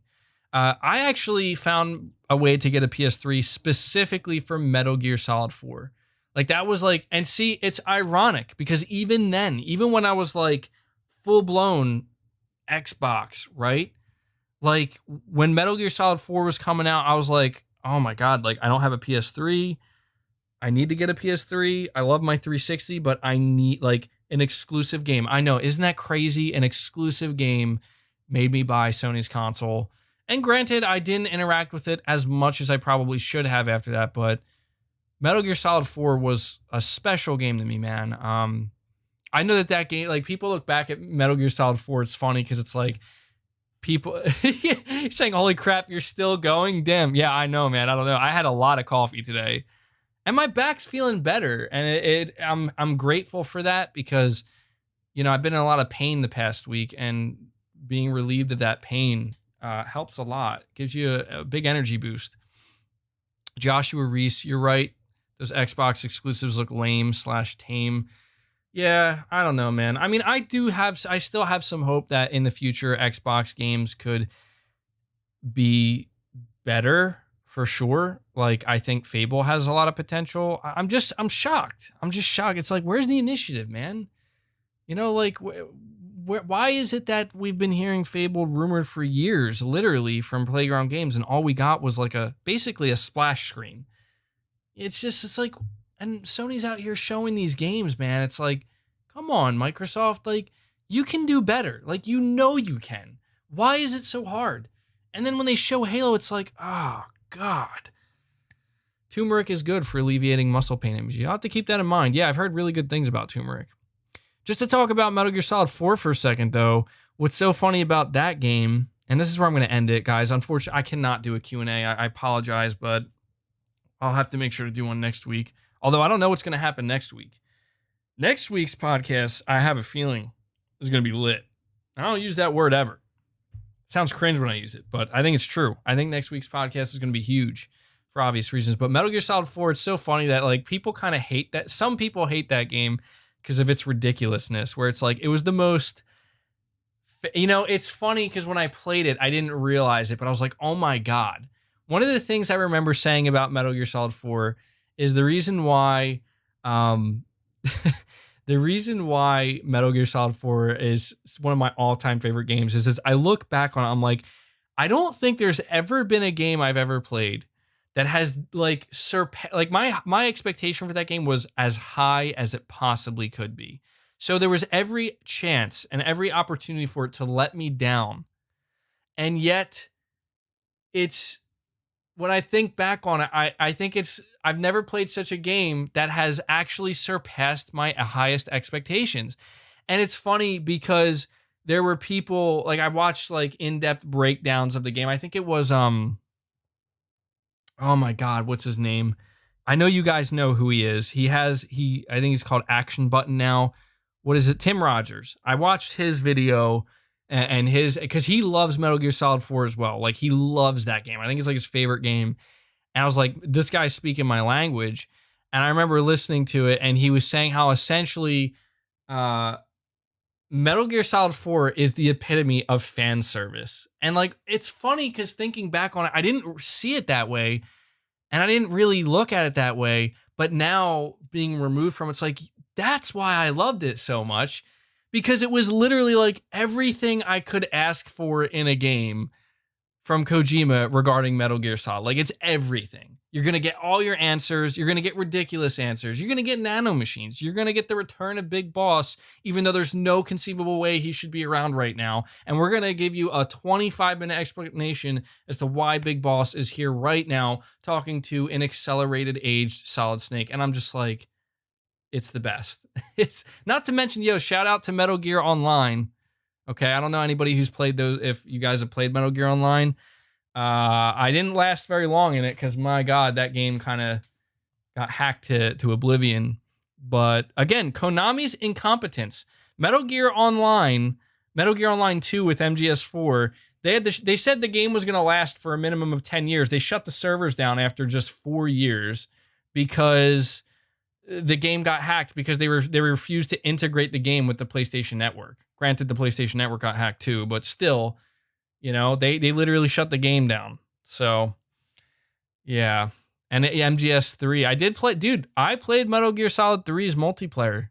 Yeah, dude, sneaking mode, that was amazing. Good times. Getting really nostalgic now. I wanted to end this podcast on a positive note. What is my opinion on MGS5? I loved MGS5 from a gameplay perspective, and I did like a lot of the story stuff that it was doing. Unfortunately, it just didn't feel like a true Metal Gear Solid game from the story perspective. And I think that's due to them like going open world and the way it wasn't linear. So it kind of was all over the place. A lot of the stuff that they would normally dedicate to cutscenes, they put in like tape recordings you could listen to, which is fine. But considering MBG is an OG MGO vet, respect. Yeah, I am, dude. I feel like Metal Gear Online in many ways was ahead of its time. And unfortunately, what they did with Metal Gear Solid 5's online, I remember playing it on the Xbox One, believe it or not, and I was just like, it's dead on the Xbox One. Why I would play it on there, I don't know, but it just wasn't the same. They tried to simplify it. It just didn't have the same. Are those servers still up, guys, for Metal Gear Solid 5's online? Like, is that still MGO? Is that still a thing? Do people still play that? Oh, Yakarumi, what do you think people like? Why do you think people like poking at Xbox? Yeah, everybody says, oh, it's just to fuel the console war. I don't think so, man. So there's still... Yeah, what the F? Metal Gear Online on Xbox?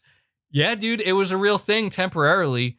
I'm genuinely curious now. I'm about to go boot that game up on Xbox and see if the servers are live, because I guarantee not a single person is playing it. Not a single person, which is ironic.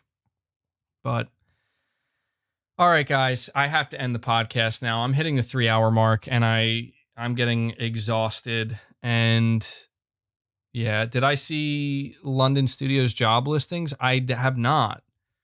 Yeah, you're saying MGO2 has been revived. I saw that, but I don't know, man. It's like unofficial, and you got to get like a modded PS3 or something. But I did see that. All Xbox servers are empty. But all right, guys. I really do appreciate you so much hanging out with me. Before you leave, if you could do me a favor, hit the like button. We're actually over 1,100 likes, which is awesome. Let's see if we can get up to 1,200. I know I went in a little bit hard with the ranting, and I'm not necessarily going to apologize for it, but I'm not going to lie to you guys. Like, I'm trying to get a little bit away from, I would say ranting, but I don't know, man. Right now, it just feels like it's meant to be a positive time. We have, we're all PlayStation fans here. We're very excited, and I just kind of want to, at least for now, keep that the main focus, especially going into Wednesday and next week's podcast. But I know I had to talk a little bit about the Series S stuff, so... You're saying MBG fix your PC for stream. Yeah, like I said, for those who are worried about it, the Wednesday stream, I'm going to do a private stream of my own and mess with some stuff and experiment to no end to see what the problem may be, how I can fix it, and to ensure hopefully we get the smoothest stream possible. Look, if the shit hits the fan during the stream, it is what it is. If I have to do a separate reaction video of just me reacting to stuff or processing it or whatever, then I'll do it. But I'm hoping that we can have a smooth stream. So, all right, guys. Thank you so much. Appreciate all the super chats. Shout out to Samuel Payne for some huge super chats today. Really goes a long way for me. But shout out to everybody who super chats. Shout out to all my channel members. Thank you guys for supporting me directly and leaving the podcast a like, chilling with me this whole time. I can't seem to stop talking, so I'm just going to head out now, guys. All right, I will catch you most likely tomorrow. Look forward to the upcoming content. Make sure you tune in to the stream this Wednesday. It's going to be a really good time. So until then, guys, take care.